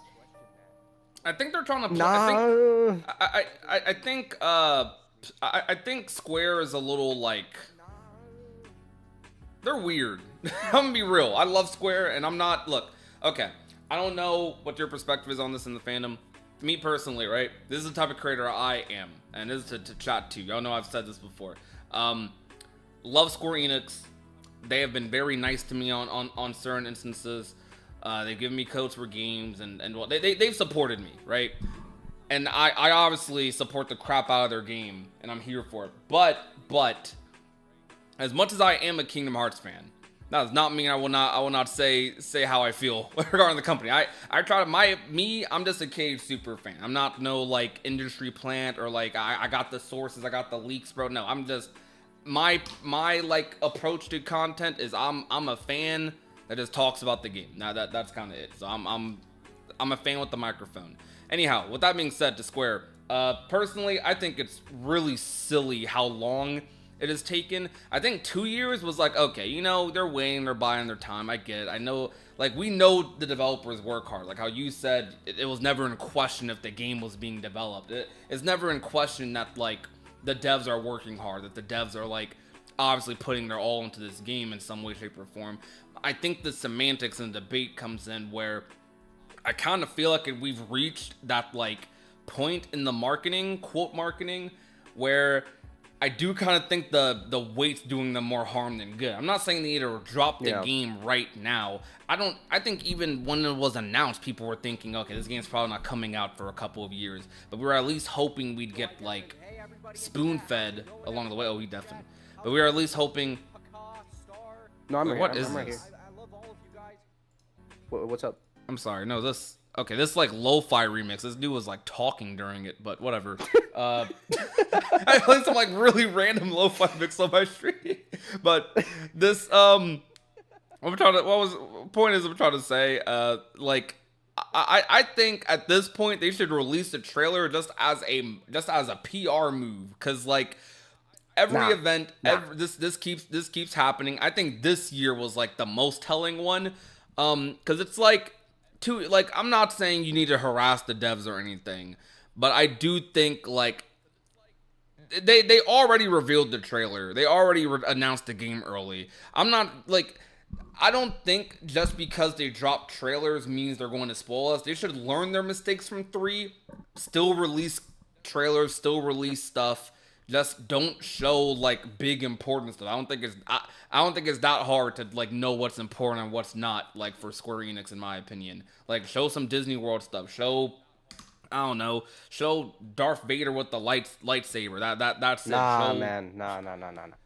Show some really basic respectfully stuff. disagree. I gotta respectfully disagree. The next time we get a trailer, so Kingdom Hearts 4 got announced because it was leaked, and they needed something to announce for the 20th anniversary. It was the 20th, right? Yeah. Yeah. So they needed something, and it was already leaked. So they were like, "Fuck it, Tetsuya Nomura is gonna draw some art. We're gonna show off what we have so far, early pre-viz, right? Even though the game was already in development." Then the screenshots were only there to mitigate the backlash of Missing Link getting canceled. 2 reasons for that. That game was heavily marketed and it had a lot of promotional material made for it. The second thing is this is a major franchise and it has had like little to no major games beyond like the concept get canceled, right? So they needed something to show and they hadn't shown anything. So they do the screenshots. The next time we get a trailer for Kingdom Hearts 4, that game is coming out within a year to 8 months from that initial trailer. That's kind of what Final Fantasy 16 did. I think 16 was actually more like a year and 8 months, but I think it's going to be lower, like a shorter time frame for Kingdom Hearts 4. Yeah. And the other thing is, like, I want them to show us nothing but the areas. I don't want to see any characters. I don't want anything to do with the story shown off in the trailers. Actually, I take that back. Final Fantasy 16, right? I watched every single trailer for that game, but I still was able to experience the game myself not through the trailers. And someone in my chat made a really good point, and I made a video about this actually, about their new marketing tactic where they start heavily marketing very close to the release of the game, and they only show very, very early gameplay stuff and like story stuff within the game. Technically speaking, KH3 kind of did that too, though. Like most of the spoilery KH3 trailers happened within the last year of development. Well, not only that, but I mean, by that logic, right? They showed off every Keyblade transformation. They showed off every world, right? That's as if like Final Fantasy 16 showed us every single. Well, technically, they did show us all the icons, right? Yeah. So I mean, I guess it follows that, but it's like showing us the fight itself too. I don't know. No, I get you. Like, okay, like the semantics of what they show. That's at the end of the day, we have no control over that. But I will say to Square, like less is more in what you show for trailers. That is so true. That's so true. Like, okay, in my opinion, I think right now they drop a trailer, all of this like arguing on Twitter, all of this, I kind of sort of like bad press they've been getting a little bit when it comes to trailers and wait times for games, especially from the Kingdom Hearts community. I think that goes away. Like the second, I think it goes away. Period. The next time we see KH4, more than likely. Well, I won't say period, but I think it goes away. All the semantics, all the arguing, not all that goes away for like a year if they drop a trailer within like the next like month or two. Genuinely, and I think at that point it might just be worth it to drop something just to tide people over for a little bit, and people will be like, "Oh, don't do that. That's how we got spoiled on KH3." No, like all the spoilery KH3 trailers happen within the last year of the game, like being developed. Like we started. I'd say KH3's like heavy marketing push. I will. You could argue it maybe started at D23 when they revealed a toy box. I would say they kind of went ghost for the rest of that year after that, or at least a little bit. I'd say their big marketing push started at D23 Japan in 2018.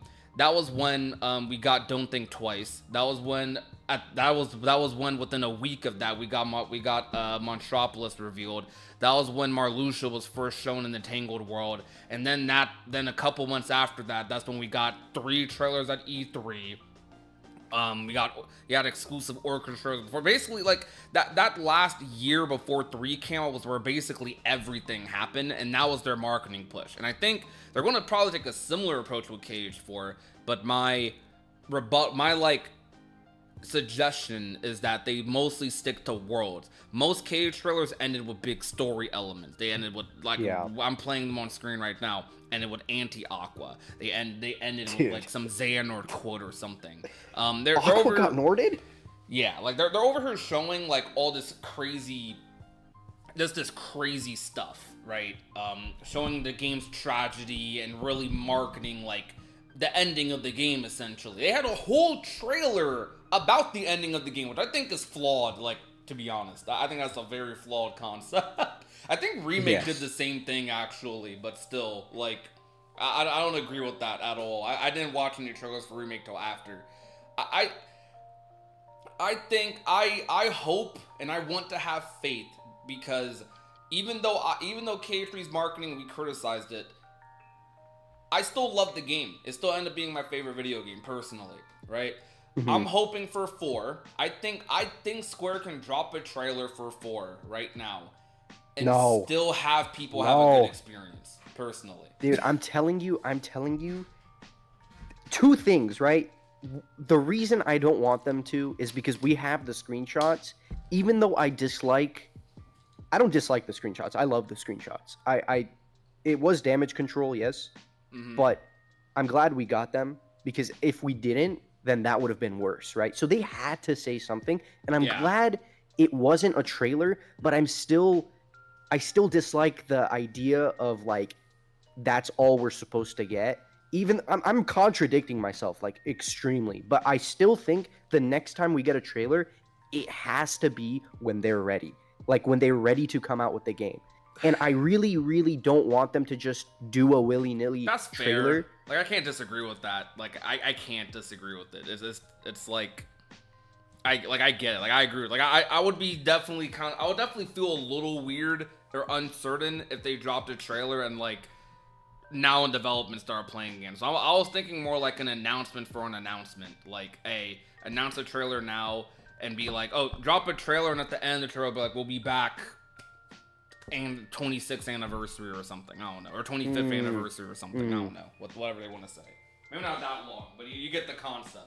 Yeah, I would love a trailer. It's just if we get a trailer and then we still have to end up waiting another 3 years for them to develop the game, I would have rather just not gotten a trailer at that point, because I don't want to see the game while it's like, even though that's how most trailers are. Like, I don't want to see the game be developed through the trailers. Like, when you go look at the Kingdom Hearts 3 trailers, like each time a trailer comes out, Sora's model is a little different, right? Yeah. Like it keeps getting more and more polished. It's like, yes, but why are you marketing the game if it's like in this state?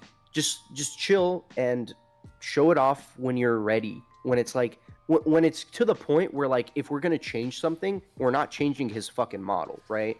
But I get that. I really think they learned situation. from Kingdom Hearts 3, no doubt. Because I think expectations are starting to build right now, and I'm seeing that happen again, like we did with KH3. And that's ridiculous. The people should have zero expectations for Kingdom Hearts 4, because the direction it's going is, no one can guess what the story of Kingdom Hearts 4 is going to be. And I love that.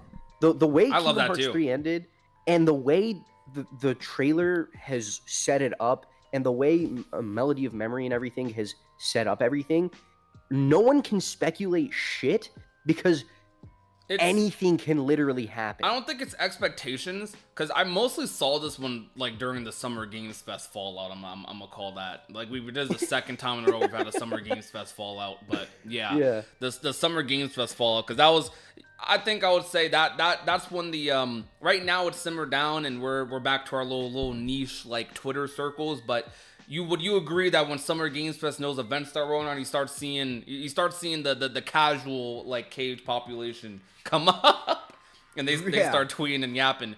Though I think I'm seeing some of those people a lot. I saw them a lot during Summer Games Fest being like, this game still isn't out yet. This game still isn't showing anything. And I'm like, look, I don't agree with these people. I want to make this very clear. I don't agree with them. Personally, I agree with you. Like, I'm fine with waiting for a trailer as well. But, well, fine in quotations. I will manage, because I will, as in, I'm fine because I will be there no matter what. Right. So, but some of these, like, not everyone's a KH super fan, and I think we have to realize that as a fandom, not every KH fan has it as their favorite product in existence. A lot of people have it as like a third or fourth, or maybe even it's just another video game for them they just happen to like. They're not thinking about it that deep. For those people, it's like time does matter. It definitely does. And I'm gonna give an example of why time matters, right? Again, I'm sorry I'm yapping a lot, but Borderlands 3, I've been getting back into Borderlands, that's why I bring it up. I was the biggest Borderlands fan on the freaking planet, bro, pre-3. Like, I was a super fan of Borderlands 1, 2, didn't care about the pre-sequel that much. But if you ask 2015, 2016 Prodigy, if he would have played Borderlands 3 day one, it would have been a yes, like, standing there front and center. That game took so long to come out after 2. I still haven't played it to this day. I never got it. I never played it day one. And like, I guess I think about that for myself, and I'm like, I wonder how much that happens for like other people. And I'm saying that as like, Borderlands 3 still sold like really well, but it's just the idea, the comparison that like the hype, the momentum isn't like there as much when you have such a long wait, especially between like seeing the game. I think dropping the screenshots are cool, but casuals didn't care about them screenshots, bro. I'm gonna be real with you. So like, I mean, I think it's valid too, because it's like the screenshots look good, but then it's very obvious it's from either, like, I hope that's not their most recent build, because for the gameplay one, the gameplay ones, like, I'm gonna be completely honest, they don't look that good. It looks good, yes, but at the same time, it's like very obvious. Like that's the thing, right? With Kingdom Hearts 3, the one trailer where Sora looks really weird and his fingers are like all wonky on his arrow guns, right? That's the vibe I get from the gameplay screenshots. And I'd rather not get a trailer like that. I'd rather get a trailer of like what the product is actually like. Anyways. Yeah, man, I agree. By the way, because this is, I probably shouldn't have done this. This is on me. I should have like. This is my first time talking to Critic in probably like years, and this happens to be on live stream. But I trust Critic. Critic's a vibe. You guys have been vibing with Critic in the chat. Hope you guys on Critic's end have enjoyed me. I'm a yapper. Critic has been in many of my live streams. Even over the past couple of years, interacted plenty of times on Twitter as well. I'm a yapper, so I talk a lot. So if Critic just saying that to you, feel free. Just yell over me, bro. I don't mind. I got you. I'm just a chronicle yapper. That's just how I am. With that being said, I agree with you on the marketing. Like I agree, but I just think like what more do you think? I think the positives of dropping a trailer right now, not even just for Square, but for the community's like health, to be honest, at this point. Like also PR wise, because you're seeing like these big journalists and stuff as well, news articles talking about the 4-way. Even Japan isn't fine with the 4-way. I remember I did a whole video reading like Japan comment sections. They were over here saying this game, like, because after me and you like KH3, Critic, me and you like KH3, and to be like blunt, a lot of people who like KH3 are on this side of the fence, where like they can take, like, it's fine for them. There's a lot of people who didn't mess with 3, as we clearly know. They want something. They want a sense of direction for the franchise after so many years, and they'll get it. They will get it. But I think the argument for now is what more harm could a trailer do, or what harm at all would it do that, like, I think the 3-year wait maybe hasn't already done potentially. So if a trailer comes out and it ends with no date or no follow-up announcement, That's of an like, if, though. oh, what do you mean? That's an if. Like, if it ends with no date or follow-up announcement. Well, yeah. Well, say the follow-up whole announcement, at idea least, in of my a opinion. trailer coming out, that's an if too, right? If a Yeah. trailer comes out, would you rather not have it be like this is I 99% believe this is the case. The next time we get a trailer, the game is coming, the game will be coming out within a year and a half, right? Yeah. I would rather have Hopefully that sooner. be certain, like 100%, than getting a random trailer and then no follow up, or like, oh, come to like view D23 for like the next announcement. Like I'd rather not have that, and I'd Yeah. rather just have the next trailer be the beginning of the release marketing, right? Yeah, I feel ya. Does that make sense? No, I Feel like that. I completely understand. I think I'd rather get a trailer. Best case scenario, get a trailer within the next couple months, or get a trailer this summer, period. And the trailer has a announcement for an announcement. I'm gonna say, I'd say, drop a trailer and be like, hey, we'll see you. I'm not gonna. I have trauma from KH3 with this, but say coming this winter, we'll have more news in winter or something like that. They did that for Yeah. KH3 at one point. They never gave us the news that winter, but I think do that, and then maybe actually give us some news in winter, or give us something like next year. Do an announcement that a trailer, short. It could be a short trailer. I think they could just remake this trailer in Unreal Engine 5. Like, to be honest, just remake the KH4 trailer in Unreal Engine 5.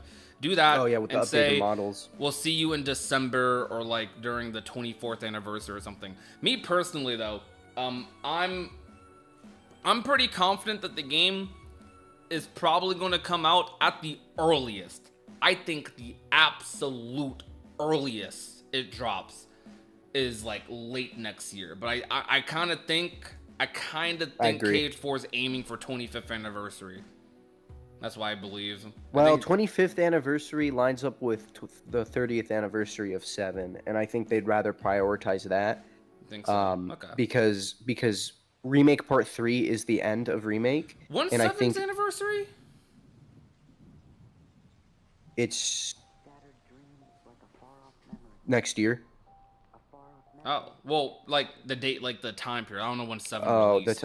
well, I honestly don't think they'd come out with 2 heavy hitters back to back, because Yeah, I they doubt did that it, with too. 16, and 16 honestly was hit a little hard because of that. Yeah. I can't remember what game it was, but I feel like we got Final Fantasy, like something Final Fantasy related, and then 16. Was it? What was it? 2027 It will wasn't be Rebirth. 7th 30th. Well, I mean that it could just end up being a good year for them. Who knows? You might be right though. I mean, I'm hoping. I think 2028 is like the too late period for. I won't say too late. There's not a too late, but there's a. I mean, dude, I'd rather get a like 40 to 60 hour long Kingdom Hearts 4 game in 2027, or like 2028 at the absolute latest, than a shorter Kingdom Hearts 4 next year. Yeah, I want a good, like, period. I want a good product, and like the quality of the. I think this is why I have like the disconnect with it, because the quality of the product isn't really in question for me. Like I Yeah. know KH4 is going to be good in my opinion. Oh, for sure. So it's just more so like, how we get there, and man, like fandom, like we're gonna all reminisce and be like, yeah, remember those time periods back then, when we were waiting for KH4. I'm gonna be real, bro. This is kind of a while, like, just for, like, I'm not even saying this as like a content creator. Like, me saying that isn't Sure, it'd be cool to have like a trailer to make content off of, but I actually didn't like the original KH4 trailer. I didn't. I thought for me personally, it didn't feel like Kingdom Hearts. I still even say this. I actually think the screenshots did more for me than the trailer did. Genuinely. Yeah, Genuinely. That's how I felt. I get what you mean too. And it's because it told me more about the game without revealing too much. Like it gave me a sense of direction the game was heading in. And most 90% that comes from the Mickey screenshot, if I'm being honest.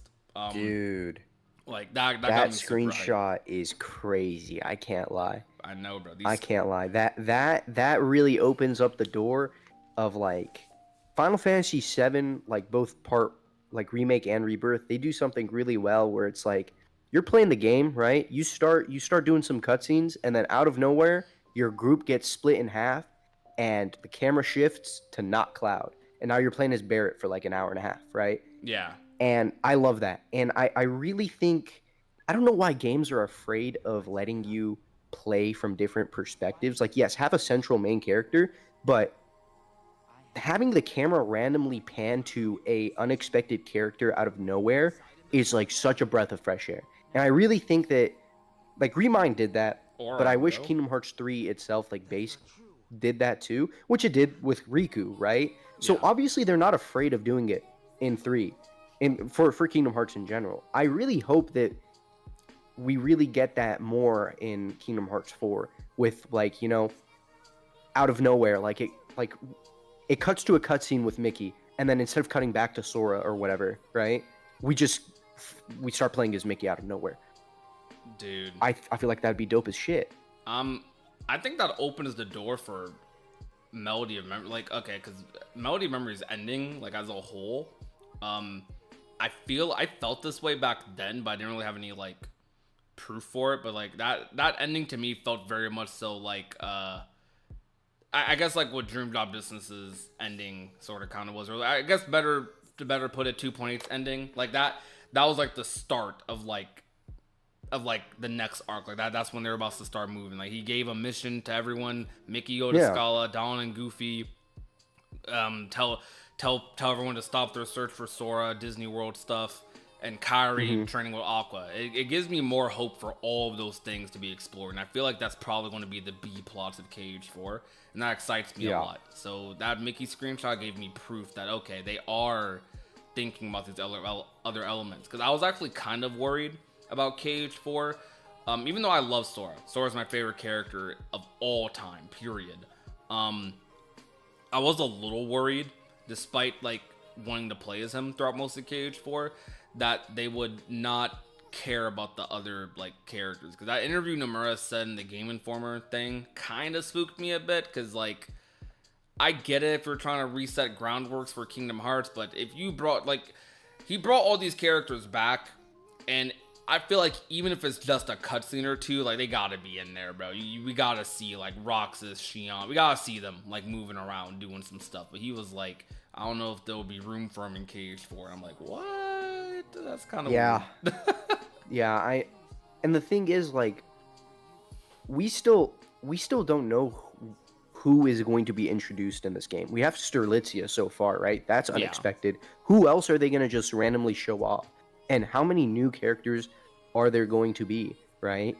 And I really feel like he brought the characters back because, I mean, in the end, like, is the point of making a game from the perspective of Tetsuya Nomura to make it sad, everybody dies and stays dead? Or, like, if you persevere, if you really care about these people, you can always find a way, right? Yeah. Roxas came back. Literally everyone came back, right? Everyone got the happy ending they deserved by going through a bunch of like turmoil, right? Yeah. And I feel like One of the best things about yes, the game. they're back, but if they're not necessarily 100% in the game, I wouldn't. That's the thing. This game can go in any direction, dude. We could have all the characters in Quadratum, which would be a little too cliche. That is or what we could I have them barely in the game, That is what I love about KH4, and that is why I am like, even though I say I want trailers, that's something I want them to maintain for 4's marketing cycle, that mystery. In my opinion, KH4 doesn't have much mystery. And I don't mean that as a criticism of 3. I mean that as like, for KH3, especially because of the trailers, admittedly, Kingdom Hearts 3 became a lot more about context rather than like hype moments. Well, I won't say hype moments, but like it was more so how does Roxas come back rather than if he comes back.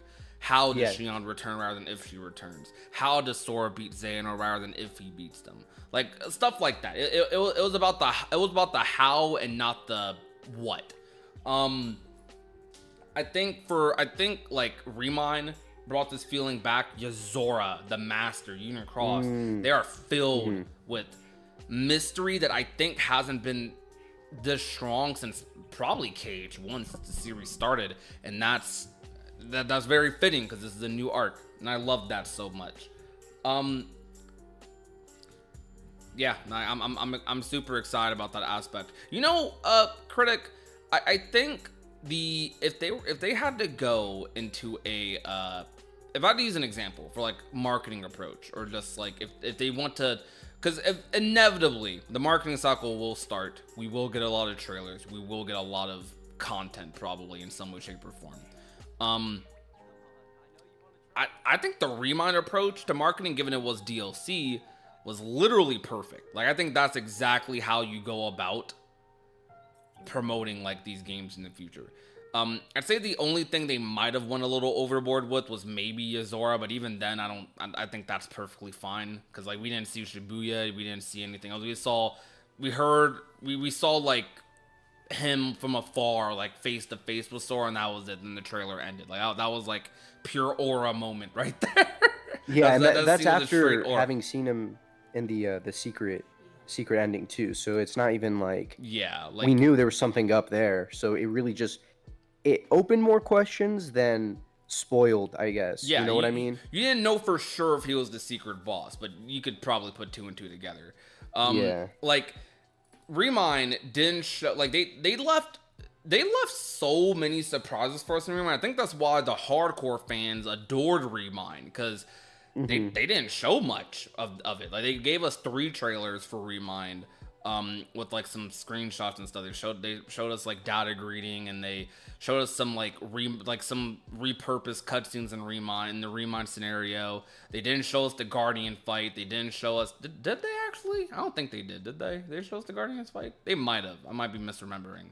But they didn't show us a lot of big moments. Basically, we saw we were able to experience Remind for ourselves. The bulk of Remind was like completely spoiler free from us, and I think they take that same approach with 4. Like with 4, mainly show Disney Worlds, Disney Worlds is your main marketing tool. Show Disney World, you can show some characters here and there, but like don't anything past like the end of the game, past like the halfway point, just probably just avoid like the plague, if I'm being real with you, for KH. But I mean, most movie trailers are also only showing stuff from the first. Like a movie is typically what, like an hour and a half to 2.5 hours, right? Yeah. Most movie trailers nowadays only show you stuff from the first 30 minutes, which I think is great, because everything you've seen from the marketing material you go through in the first 30 minutes, and then everything after that is unknown, right? And I mean, Remind, now that you mention it, Remind was probably the first example of the new marketing tactics that Square Enix has been using. Because of just the format that you explained just now is the same format that 7 Rebirth went through. It's the same format that Final Fantasy 16 went through. Yep. I guess Forspoken counts as this. It's just Forspoken is just a other very, very unfortunate things happen to that game, but the marketing for it, all the trailers, I played through about half of that game. All the trailers are like the first 2 hours of the game, which is great. That's good. That's really good. Like, yeah, I'm definitely gonna like, even as a creator, because I'm a KH fan first. I mean, that's why I'm a KH creator, because I'm a fan. But like, yeah. I'm probably there's going to be a certain point. I don't know when it is. I'm about to figure it out for myself, but there's going to be a cutoff point for me. I didn't do this last time. Well, I think I did like a month out from 3 coming out, but like there's definitely going to be a cutoff point where I just don't watch anything for myself. I can't lie. I But it's don't gonna be think hard. I can. I don't think I can do that. It's going to be I don't hard, think I would but be I'm able going to to do try. it. Remember when 3 came out and it basically just got completely leaked? Like what, 2 weeks or a Yeah, week that before was it like, came out? oh no, it was earlier than that. That was worst case scenario. Literally in November, someone stole like a package Yeah. for like all the Xbox copies. They got Mhm. arrested And luckily, but I couldn't. I gave myself. I was like, dude, I'm only gonna watch gameplay, and I watched gameplay of Caribbean, and that was it. And I was like, okay, this game's peak. And only, then I didn't do anything else after that. But I just kept rewatching this one, like it was like a 30-minute video of just gameplay in Caribbean, and I was like, dude, this game's fucking awesome, dude. I Yeah, can't wait. like- And then Caribbean was like my least favorite world, low-key, but it was still hype. It was still hype, dude. I only did 2 things off of the leak. Me and my friend I did watch the entire opening beforehand. Well, we didn't watch it. He watched it. I told him, bro, I don't want to see the whole thing. But he did. I did listen to the full "Face My Fears" song. I was like, that's Oh, basically yeah. he taught me. I listened to that, and That's not that bad. yeah, and I did look at Gummy Ship stuff, but aside from that, I didn't look at anything else. I did get spoiled on some stuff though. Like I saw. Oh God. Okay, like how to describe it? Have you ever like seen something you didn't want to see, so you like wiped it out of your brain? So like it was still a surprise when I saw it, but like I pretended like I didn't know what it was. Like I was like in disbelief. Like I'm pretty sure I did see this, but like it wasn't. I was still hype in the moment. I think I kind of saw the Aqua versus Vanitas fight before it came out. Dude. Yeah. And No I way. did see it. That- I saw on Instagram. no. Someone posted the Dude. epilogue. Like they just posted a straight shot of Zigbar, and they said this wasn't from the leak. This was from the Japanese copies, and they just said, "Oh my gosh" in the captions, like "Holy crap," right? And I'm like, Dude. is that the image of Zigbar? What are they saying? And like my heart started like pacing like faster, and I'm like, wait, whoa. And then I still didn't know what it was, but I'm just thinking, I was like, wait, okay, Zigbar's involved in some big reveal. I don't know what it is, but oh my goodness. Oh no, dude, that Aqua. You see, that's what the game really couldn't. Like, I was anticipating everything in Kingdom Hearts 3. That the Vanitas and Aqua fight, I was not. I still was is- surprised though. I still was surprised. I- I knew she was in land. I actually don't think I saw Vanitas, but I saw that she was in land departure. Like I know, that entire thing, like, I lost my shit. yeah. And that fight, I really like that fight because Sora, Donald, and Goofy are in the background, which I love. I love when games do that. When it's like in Kingdom Hearts 2, when you fight like what's his name, Syax or something. Like Kairi is there in the cutscene, but when the fight starts, obviously she's not there in the battle zone. But this one, the way 3 handled that fight, and Sora, Donald, and Goofy were in the background, that was awesome, dude. I love when games do stuff like that. Yeah. I think I love that too. Dude, my favorite part about the fight was like people don't realize like this one if they skip cutscenes, because you can only experience it for the first time because you let the cutscene play out in full. Like Vanitas' theme, and like when that guitar like riff starts, as soon as you transition to playing as Aqua, dude, I screamed. I was like, I know. That went crazy. You see that one fight was basically all of Remind. You said it trumps You it? get what I mean? No. Like I'm saying, like all of Remind was like basically that one moment over and over again. Oh, yeah. Because it was just unexpected. It was a hype fight, and it was again like for a game that's about the culmination of all these interlinked stories. It needed more moments like that, which it had, right? You know, Yeah. not only did it have that moment with Aqua, you played as Riku a few times, but then that's kind of it. You know, when with the Aqua fight with Sora, right? Yeah. Him not using Master's Defender, that's what it's called, right? That Keyblade. Yeah. Eric is, yeah. Him not using that Keyblade is probably one of the biggest missed opportunities in Kingdom Hearts. That was weird. I'm not gonna lie, that was very weird. I hate that so much. And then because it's not like he wasn't able to use it. He's used Riku's Keyblade before. He literally summoned the Keyblade and then unsummoned it. I hate that so much. It would have been so awesome, but That scene was bait, dude. I also think, I will admit, they baited us with thinking we were going to go into Data Twilight Town. I think KH3, I understand Omura's perspective, and it comes off as like this cutting corners, and kind of, but I don't think that was his intent, because I think they had time to do it. I just think they didn't do it. Yeah. Nomura took this approach with KH3 where he only put in what was necessary. And I say that, and people be like, well, about all this Disney stuff. Well, Disney is necessary, unfortunately. Yeah. I may not agree with that, but it is necessary. yeah. No, I mean, just talk about to the plot. To I do think it sucks to say. I love Kingdom Hearts. I love the story. I do think Kingdom Hearts is like less interesting without the Disney element. That is literally the X factor of the whole franchise. Like, anyways, that's a whole nother tangent. I wonder if you agree with that or not. But I feel like when it comes to I actually forgot my point. I don't know what to say anymore. No, you're good. You're good. You're good. I do agree. I think the identity of Kingdom Hearts is a mixture of like Disney and Final Fantasy, even though like the essence of Kingdom Hearts itself is very similar like to Final Fantasy in terms of like the original characters and the original worlds, but the inclusion of Final Fantasy I think is also a very cool aspect of the franchise. The I people agree. that make the argument of like, oh, they just needed that to get the franchise off the ground, they don't need it anymore, I don't agree with that. I think it is Silly. very, you know, they're equal in my mind when I think about Kingdom Hearts.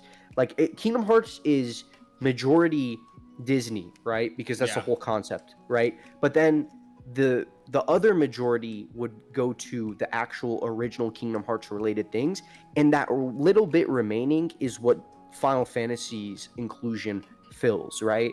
Yeah. So with Kingdom Hearts 3 not having, I don't think it had any Final Fantasy characters in the base game. No, you know that cutscene in Kingdom Hearts 1, where you first see Cloud for the first time. Like Phil's over here talking to you, and Yeah. like Cloud like slowly walks past while Donald, Goofy, Phil, Sora are all on screen at the same time. That's Kingdom Hearts. Yes, exactly, exactly. That's So- Cloud so it walking not past really- Donald and Goofy. I mean, like, you're right. He was focusing on you see, that's the thing. Kingdom Hearts 3 is unique because it was a focus on Kingdom Hearts, Yeah. which, in this case, what did the Final Fantasy stuff really have to do with anything, right? After the fact, after the ending of Kingdom Hearts 3 and going into Remind, they're reintroduced because the story that Kingdom Hearts 3 was trying to tell, which was the end of the Xehanort saga was over, right? I can't really think of any way to include the Final Fantasy characters into the base game of Kingdom Hearts 3, other than them just being there to be there, which is kind of what Winnie the Pooh was, you know? In a narrative way, yeah, but I think that's something to like discuss though, because as much as I love 3, I think this phrase fits perfectly for 3 in Nomura. I think KH3 got lost in its own sauce a little bit. And I remember the point I was making previously, with them like cutting corners with certain stuff. I think Nomura had this approach with 3 where he only did what was absolutely like a necessity to the game. For example, why waste time running like fighting Heartless in Mysterious Tower when we're really only there to do one cutscene and like walk away?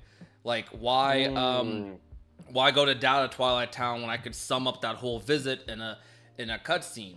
and what he's neglecting to realize that, I mean, Nomura, he's admitted this, he's more of a story person than a gameplay person anyways. He does have a lot of input on gameplay elements though. He's the director obviously, but he definitely like can get lost in the sauce a little bit when it comes to like the story stuff and like kind of laser focusing on like revolving even gameplay elements just around that. I think he underestimates that just going into the mansion and just going to Mysterious Tower would have done so much for players who felt like the game was only Disney. Just small things. I think that in hopes of making the story efficient, it felt like you said, the cutting of corners, right? And I'm telling you, if 0.2 was simply just included into base Kingdom Hearts 3, then I feel like Kingdom Hearts 3 would have little to no gripes with the story. People could complain about, floatiness or the gameplay however much they want, but I feel like if that game just started off strong with about 4 hours, 3.5 hours to 4 hours of just Aqua's story, then leading into, like, think about that. 4 hours or 5 hours is how long the Keyblade Graveyard stuff was, right? So round that off with 4 hours of Aqua, going into all the Disney stuff we do, right? Which was still fun and it was still good. Leading into the Keyblade Graveyard, that's like a 40-hour game. I feel like I beat the game in 30 hours, I think. So Really? we're talking about like, I think so. I don't remember how long my first playthrough took. What is the average? Do you know what it typically is? Is it shorter? I'd say around there, honestly. I beat the game in 25. I'd say 25 to 30 is the average for KH3. Yeah, exactly. And I feel like if they just included 0.2 in the game, then a lot of people would be more happy with the duration as well as just the overall inclusion of like more Kingdom Hearts story in 3. Which I guess we talked about this earlier, but like nothing is stopping people from like playing 0.2 and then immediately starting Kingdom Hearts 3. But like, yes, that in effect does replicate what I'm trying to say, but at the same time, the inclusion of it in 3 would have made 3 just that much more special, I think. Yeah, I agree completely. Like, I think it would have been better. I also do think at the same time, though, 0.2 probably got more fleshed out because it wasn't the prologue. But I think... Oh, for sure. Yeah, because it had a ton of, like, side stuff you could do. Yeah, not even just with side the stuff. Zodiacs. I think, like, well, I think 0.2 did a lot for Aqua's character. I do think it would have been cool because you could tell that even in KH3 where they probably would have, like, ended that segment with like the blank point scene and kind of going back to like that, having that whole like loop around into the Ansem stuff. But dude, that would have been tragic actually. Imagine 0.2 just ending with Ansem with anti-Aqua. Would have been wild. Oh man. That actually might have been a wilder ending which to that makes game. it because think about it, you would have gone from playing for as Aqua for a couple hours immediately to 3 Kingdom Hearts 3 Riku. Yeah. Which would have been fucking gas, I can't lie. Honestly, that might have been a better way to pace it, even to a degree. You play 0.2 up until she becomes anti-Aqua, and then you start KH3 as Riku in the Realm of Darkness, Riku and Mickey, and then you transition to Sora and Olympus and stuff. Yeah, which man, I can't lie. Thinking about it like that, again, in effect, that is like what we got. Yes, but technically, you have to purchase 2 separate games to do that. Yeah. 2.8 still be full price, by the way. I don't understand why it's still full price, but whatever. 2.8 is? Yeah. They still market it at full price. Interesting. Well, previous gen full price. Oh, 60, yeah. Previous gen. $80. I think... I don't know what they... I feel like... Okay, so to wrap up, like, some of our combos. I'm hyped as crap for 4, dude. I'm so hyped for the game. Oh, same. I'm content. I will wait. I will be there no matter what. I do want something though. But if other people are fine with waiting. If other people are fine with waiting, hey, bro, that's all you. If I get, I hope I'm gonna keep hoping until the game comes out though. This is the exact topic of my of a video I'm making about how like waiting for games just makes people bitter, kind of, and like how that like how it's valid, but it kind of affects how you experience the game as well when it does eventually come out, right? That's why I think it's like right now it's in a vacuum, bro. The bitterness is in a vacuum. Yeah. That's why I think like they're already in this situation, so they might as well just accept it, you know? Like the game was leaked. It only I know it's because of the NVIDIA leak, right? I'm pretty sure. Like the game was leaked. They announced it early because of leaks. I don't know. Damage was already done from that. You announced the game. It's out there. So that you just gotta accept it for what it is. Just drop something else. Right. Go ahead though about your video. Oh no, that was it. It's just mainly about like when you're waiting, right? It kind of lets the hype build up, right? Now I'm glad Kingdom Hearts 4 is in that position where like you can't anticipate anything about that game. So it won't let people's expectations go out of like whack, but the waiting, it's like people who wait and they're willing to wait, that's good, that's fine. But then the people who are forced to wait, but they want something and they're not getting it, and there's a lack of communication, it just like over time it kind of just gets tiresome. So when the game does come out and it's not what they expected because of that long wait, it kind of just it influences like the way they experience the game, which is again is totally valid, right? I'm not saying people can't dislike Kingdom Hearts 3. I love that game, but the people who do dislike it are mostly people who waited for that game from day one. Yeah. From back in like 2013. And or for some even let's the 2013 thing. I'm talking about the crazy ones. I even think it's valid. It's pretty valid to say you've been waiting since 2, because I think the existence of a 2 implies a 3 might come out later. So I get it. But, true. I think like even though I don't agree with that argument still, but I think if KH3 released like mid PS4, like 2016, 15, theoretically, not saying it could have, like put aside the actual dev time, if KH3 released like within 3 years of it being announced, I genuinely think like half, if not like 90% of the criticism it got wouldn't be here. Like it even if it wasn't as good as KH2, like because that like even if it wasn't as good as KH2, it wouldn't have been as crazy. Like if KH4, and that's why I think we're having this discussion a lot more now. We started having the discussions around 2 years in. I think everyone kind of understands 3 years like is a little much, so people just kind of let people be with being irritated. I think KH4 is kind of reaching the point where like expectations and like that the weight is the bitterness is setting in, and like I'm not worried about the sales. I think the game's going to sell fine. It'll do fine. I'm worried that the game's going to be in a situation where we're like, I waited for this game for freaking 5 years, and now it's not the one I was expecting. A game that comes out 2 years after announcement is usually receives a lot less criticism than the game that like you anticipated for so long, especially when it's this big of a title. Yeah. Anticipation in a vacuum becomes resentment, is what I would say. Yes. Or bitterness. That's the term I'm coining for this video, dude. I say it like 20 times, 30 times in like the first 2 minutes.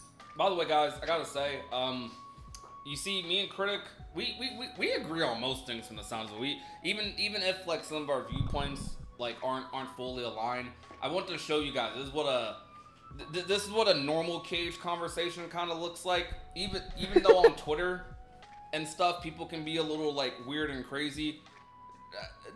Don't take things so seriously. Like, even if someone like rages and is a little upset about 4's weight, they're probably a chill dude. There's not fine with the weight. If someone is like saying to you like, "Hey, bro, yeah, I'm fine with waiting," like they're probably a chill person too. They're fine with like, I don't know. Like, just because people disagree doesn't mean stuff has to be weird.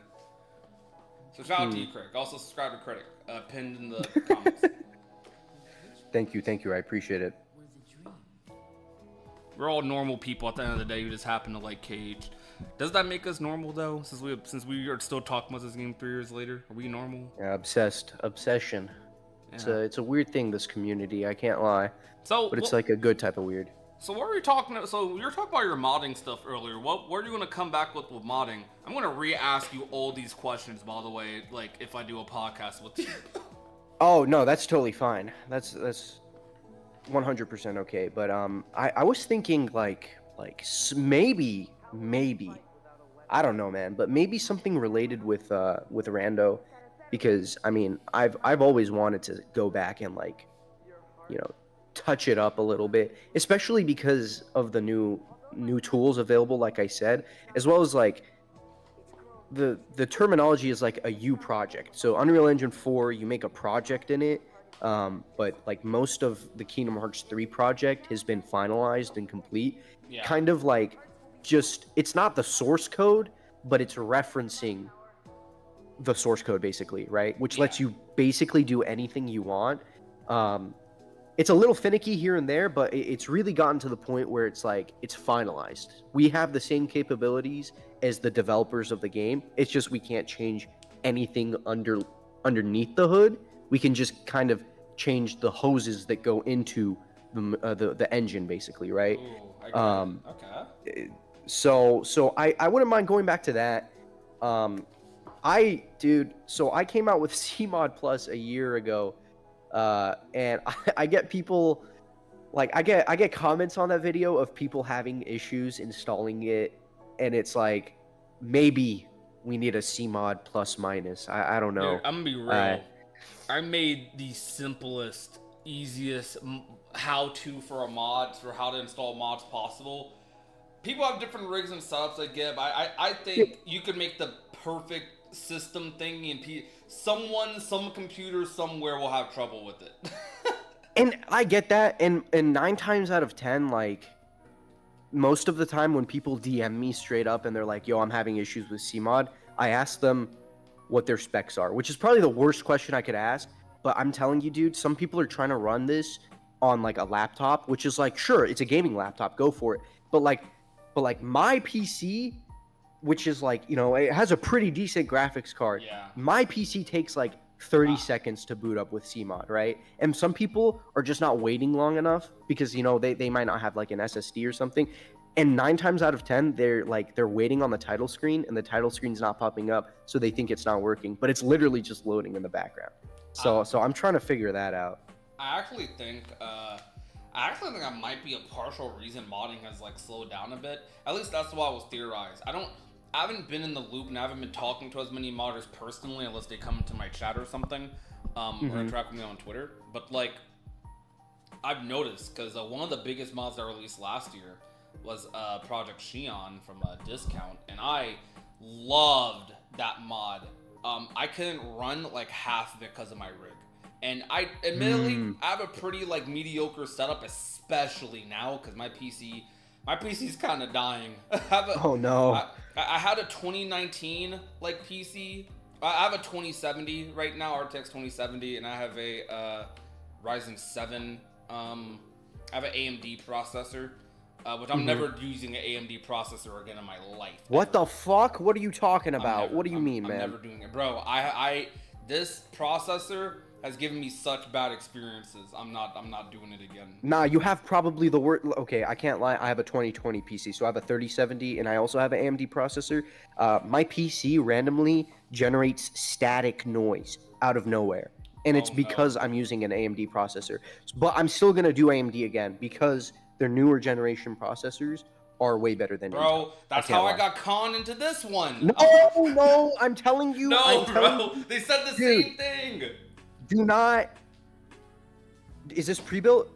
Yes, it is a pre-built, unfortunately. That's good. That's fine. I believe in pre-built PCs. I don't understand the elitism of like building your own PC because it costs more, and most of the time a pre-built is like better. You just need to swap out like the type of RAM they used, right?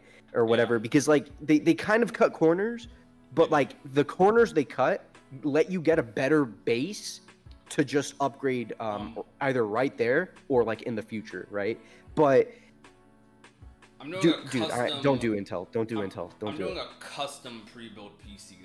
I have it in my. It's actually in the description of my live stream. If you guys wanted to help me out, why not? Hold on, I'm about to pull this up, dude. I'm about to read this off right now. Where is this? Go for it. But what am I doing? My friend built that for me, by the way. I'm friends with a lot of tech people, and they helped me out with that one. Man, they might. No, yeah, that should be updated. Then I forgot if they did that before or after the new NVIDIA stuff came out. But regardless, it has a 5070. That's pretty decent. Yeah. So a lot of KH3, there's a lot like the bigger KH3 mods. I'm noticing do not run on like they struggle a little bit on like Dude. on like PCs Yes. pre like 2022 I want to say, or 2021. Like the Olympus Coliseum mod, bro. I cannot like, okay, I used to do this for my mod videos. I used to like go ham with mod videos in like 2022. Yeah. I can't do it anymore. Also, my SSD bricked itself, so I'm Oh, down to my SSD that came with my pre-built. But I cannot stream and record KH3 at the same time anymore without the game like lagging or stuttering or whatever. Yeah. So it's become a little more tricky to record modded stuff. And I remember I was talking to Discount, I believe, and they asked me what my rig was, and like I told them I had like an AMD processor, and they told me like, oh, I think it's been, if I remember, I might be horribly misquoting it, but like they were telling me that they might have been having some issues with like AMD stuff from what it seems. Also SSDs. There's a lot of some modders are making these mods on like some cracked out PCs that a lot of That's people what don't I'm have. saying, dude. That people Yo, do I not know- have, I'm realizing. I know a modder, right? And this was like back in early PC days, right? And he was like, "Yeah, dude, I have a 4090 and like a Threadripper and like 128 gigabytes of RAM." I was like, "Okay, what the actual fuck are like? Why do you have a NASA quantum computer to build mods?" But then I realized like, okay, that's for like his job too. But like a Threadripper and a 4090 is insane. I'm just saying, I have no idea what the heck a Threadripper is. I'm gonna be real with you. Dude, a Threadripper is like, oh my god, I'm just gonna. It's a CPU. It's an AMD CPU, right? Oh. It's ridiculously expensive. It's like $5,000 by itself, I see. and it's like it's the size of like half an iPhone. It's ginormous. Dang. Okay. Yeah, but like it's really overkill. It's like overkill of like, so you know what an i9 is, I'm guessing, right? Yes, I know what yeah. So it's like four i9s. Oh. Yeah, that's pretty crazy. That's fucking insane, dude. But yeah, and like, you see that's the other thing. Like my PC can run the mods I make, right? But then a lot of people have like memory issues, right? And because of that, it's like I can't fix that unless like, because when I'm making the mod, I was never thinking about optimization at all. That's like the last thing I was thinking of, because I was like, my PC can run it, so I don't know what the issue is. But then now I of course realize that that's a really big issue, and whatever I do next, I'm really gonna focus on optimizing it and making sure it can just run. Dude, on basically half the anything. reason I'm getting this new PC, is because like I want to play the newer mods without, because I was really disappointed because that Project Xion mod, I was anticipating that for years and I couldn't. But what didn't work for me, Xion worked for me, the party member stuff did not work for me, and it crashed like very often. It was some of my rig that was messing with it, like specifically my rig, like no one else. It didn't seem like anyone else was having this issue, and I'm like, dog, okay. And you know about Project Better Days too, right? You've seen that Yeah. video and everything, dude. I doubt. I'm looking at insane. that. I'm like, I doubt I can run that. I'm not gonna lie. Yeah. But I'm. It's not a problem with the Mars, dude. Please keep making like crazy cracked out mods. Please keep doing it. I will like when I get my better PC, I will like promote these junks because I need to fill this time up, this drop with something. But Yeah. like I will admit, with these mods, like okay, KH fans, I feel like I don't want to say I'm a self-claim this here. Any creator, feel free to like talk your crap, debunk me, whatever. But like, I feel like I understand what like the average KH fan might feel a little more. Like not the hardcore, not the super like obsessed KH fan. Like I feel like I kind of get what the casual KH fan is like, and it's because I'm in a lot of other fandoms that are casual. But regardless, I mean everyone is too. But a lot of KH fans are not PC gamers. Just to keep it a buck with you. Yeah. A lot of KH fans are not PC gamers. They do not have decked out PCs, bro. Half the time when I be talking about mods, or like when I be talking about when I talk about mods, when I talk about like, we mentioned Melody of Memory earlier on PC, and I was like saying I might host a tournament for Melody of Memory one day. Why not? And half my chat's like, oh wait, no, I don't have it on PC. I'm like, oh yeah, you guys don't have it on PC. It's like, Yeah, dude. KH fans are console gamers for sure. They're casual console gamers. And it's cool that it's on PC. I really like Square Enix's new like push It's on for Steam. multi-releasing. Wait, what about Steam? I wish Melody of Memory was on Steam, like really badly. It's kind of weird they didn't do that. I think it might be because of like the multiplayer aspect and the servers. Maybe.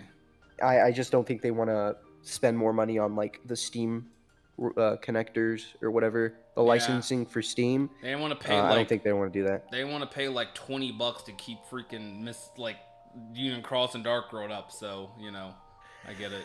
Yeah, I think they're retconning that stuff, man. Which sucks. It's like it's a pretty big vital part of the story, but it's like it's cool if they reintroduce it and stuff, and it's cool that like you don't need to know it.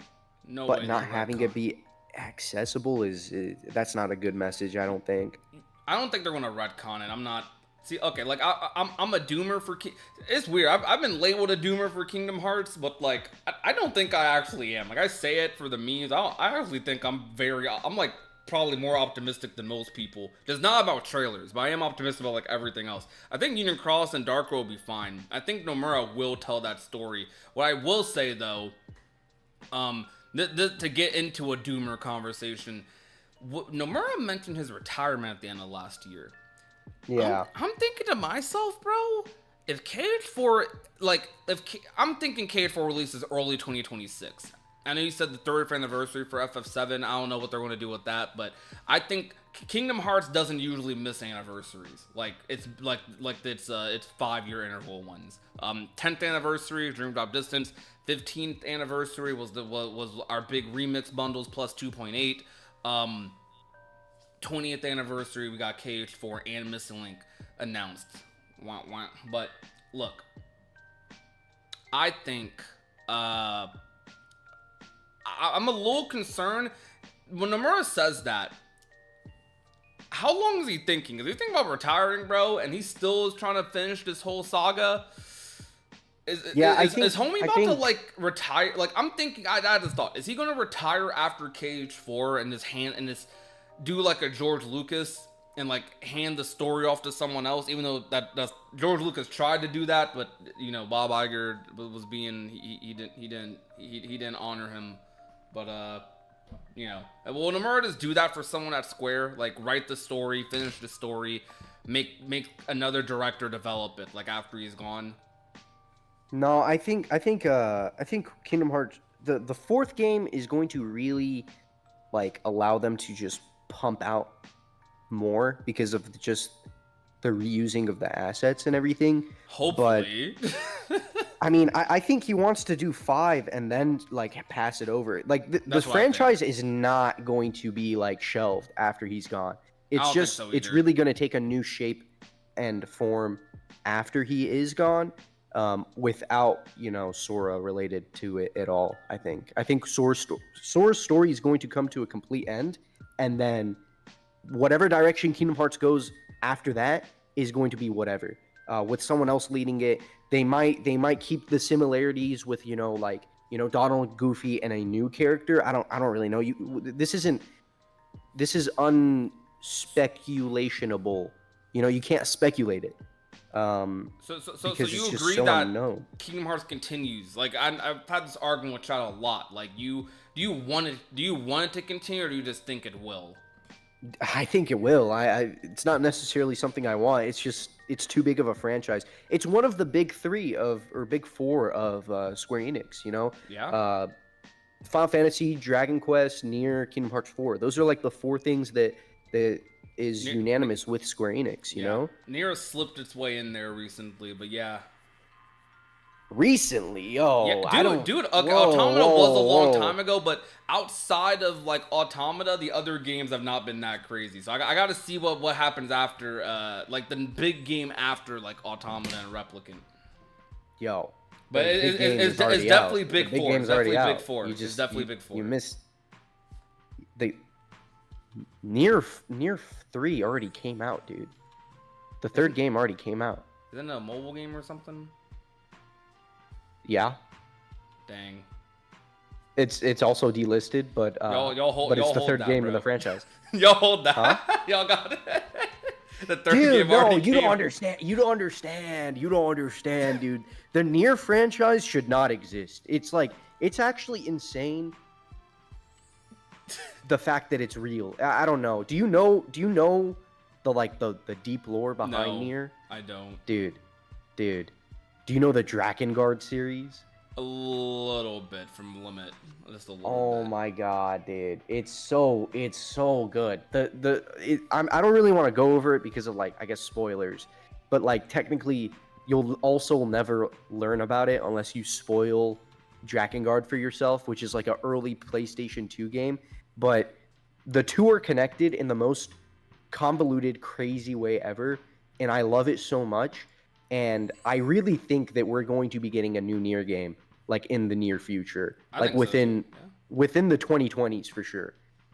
Yeah. Dude, it feels.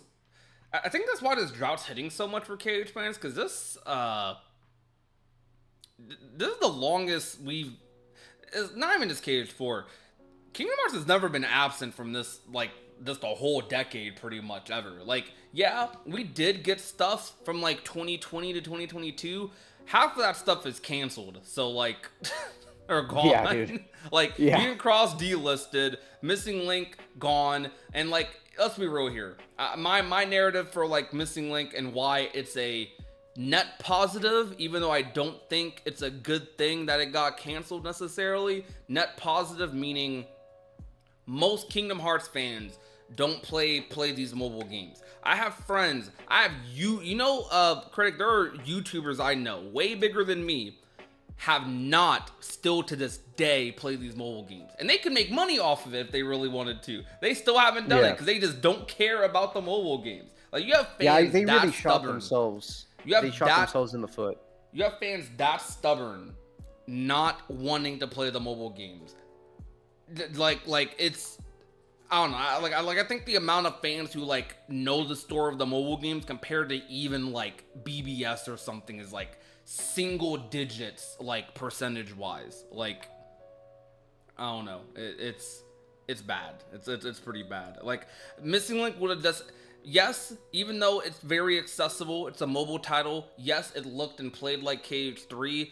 I think after like a couple months, player base would have dropped significantly, A lot of people would have started watching it on YouTube over time, and the longer that game would have went on, the less and less people who would have kept up with the story, which ultimately means I would have had to been here yelling at them like I was with Union Cross. Bro, play this game, please play this game. No, man, it's a mobile title. Bro, you're missing out. The story's so good, but it's ugly. It's a mobile game. I don't want to play it. Like, I don't want to have to do this 3 times in a row, man. I don't want to do it 3 times in a row. Again, they shot themselves in the foot by beginning it off as a mobile game, but then I feel like it became too important and ambitious, which is what eventually caused them to like they were stuck. They were like, we developed this entire game that's based off of like mobile Pokemon Go, but now we know this game isn't going to last more than a year and a half. So what are we doing? What are we doing right now? Right? Like that game, unfortunately, was developed with the entire player base having an end of service announcement in their heads. And that's something that you can't really recover from. And again, if they just develop that game to be like Genshin Impact, where it's playable on your phone, on your TV, on like your console and your PC, then it would have done way better. It still would have been a mobile game. It still would have been a gacha game. I don't know whether or not they would have done the GPS stuff still or not, but if it was just more accessible, then I feel like more people would have been confident in the game and they would have actually pushed it out. In my opinion, if you're not going the Hoyoverse route with live service games, you're throwing. That sounds crazy, but like that's just how the market is right now. You're absolutely tossing.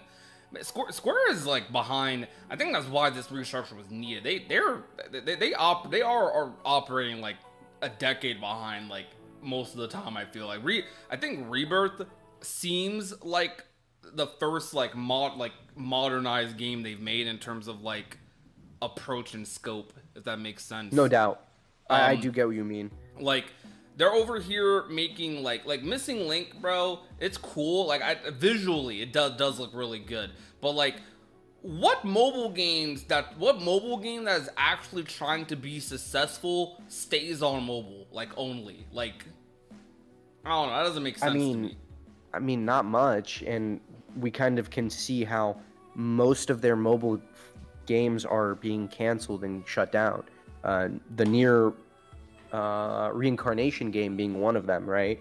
And I think they just, I think there's 3 things that went into canceling Missing Link. One of them was the fact that it was mobile only, and they knew it was going to die within 2 years max, right? Or minimum, I guess. I honestly think that they saw this game possibly with a minimum of a 1-year lifespan. Maybe they could have pushed it to 2, but I think that's what Nier Reincarnation was. I think it was 2 or 3 years. And then the second thing was the company is restructuring to move away from gacha games because like their business report was majority of their income is coming from gacha mobile games, which has very little development time and money put into it. But then the games that they're spending countless hours developing and millions of dollars in developing is making the least amount of money for the company. And the new CEO is like, this is unsustainable and it's unacceptable that the games that we're spending and putting this much time into are making a fraction of the money than the gacha stuff that the previous CEO was pushing for. It was like, well, fuck, if gacha games is what's making money, we're just gonna keep pumping them out. Which is like, yes, but like, is that really what you want your brand to be known for?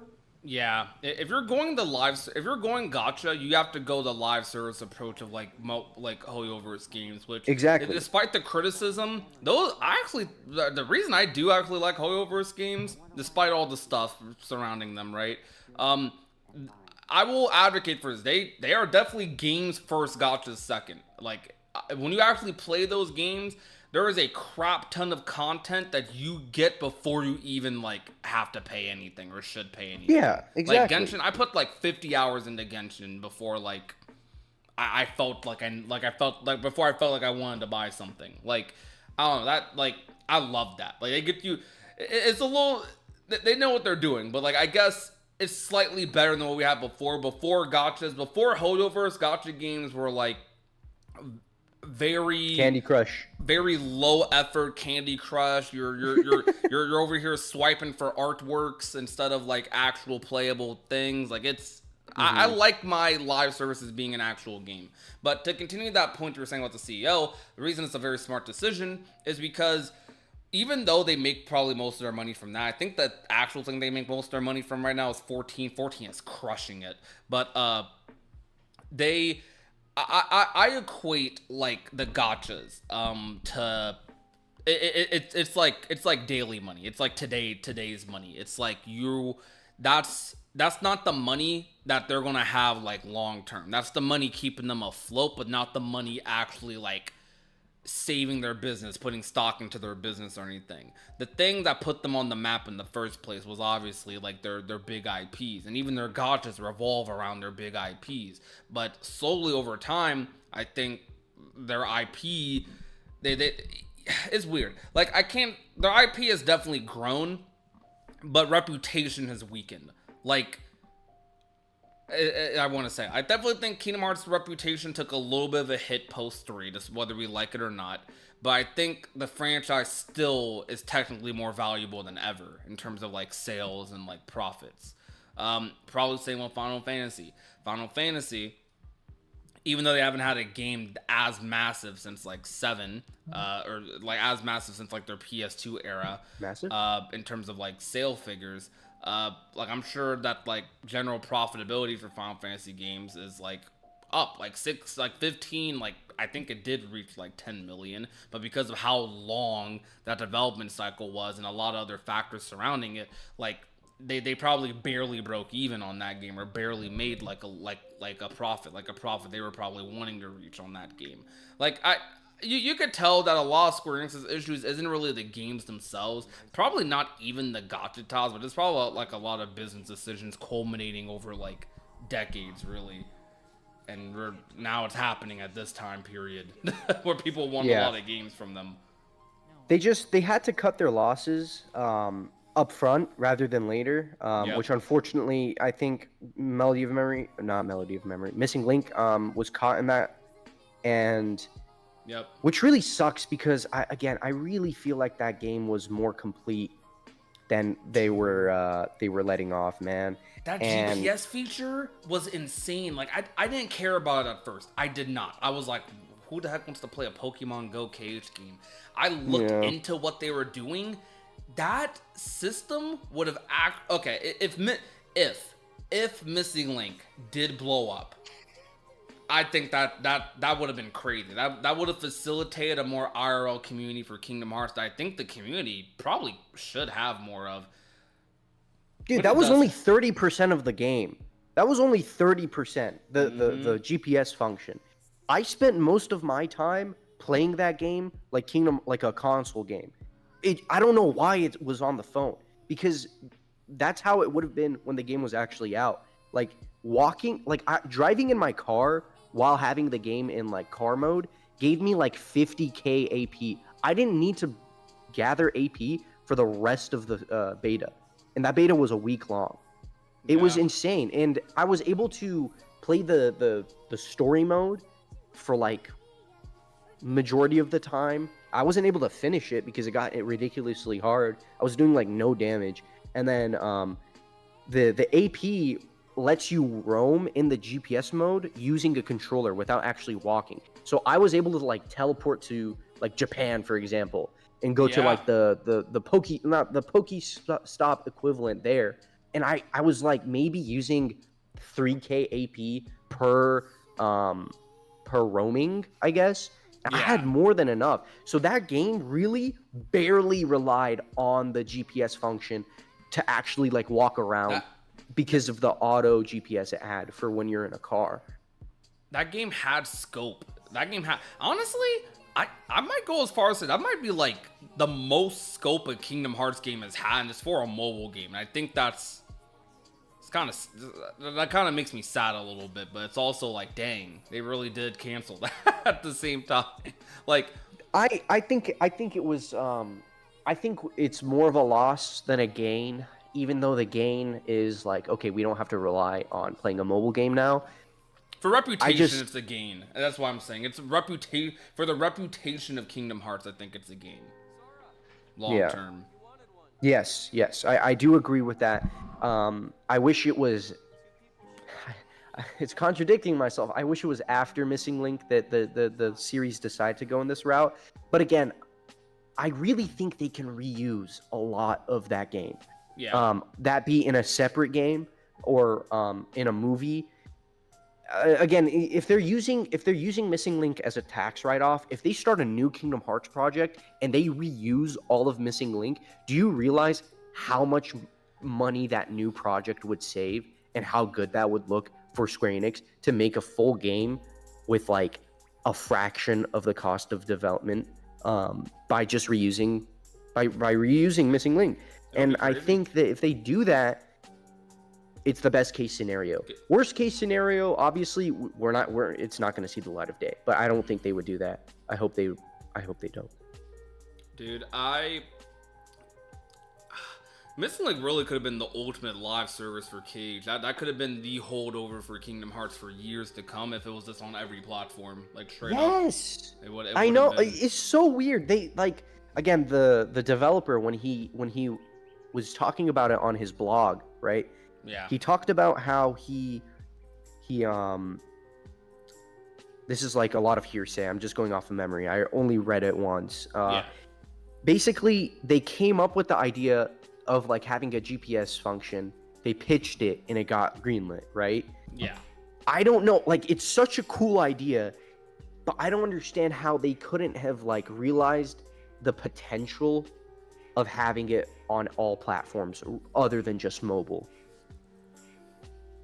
It's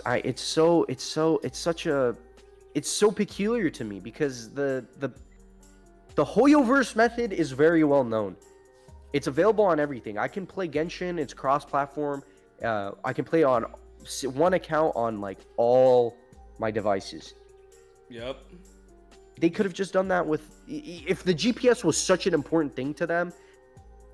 They could have just made it so that like it's like, yeah, you have to play the game with GPS, but you can still hop on your PlayStation, download the game for free, and like it carries over your AP, or drop drop a subscription every week. You get like 30 free AP. 30K free AP.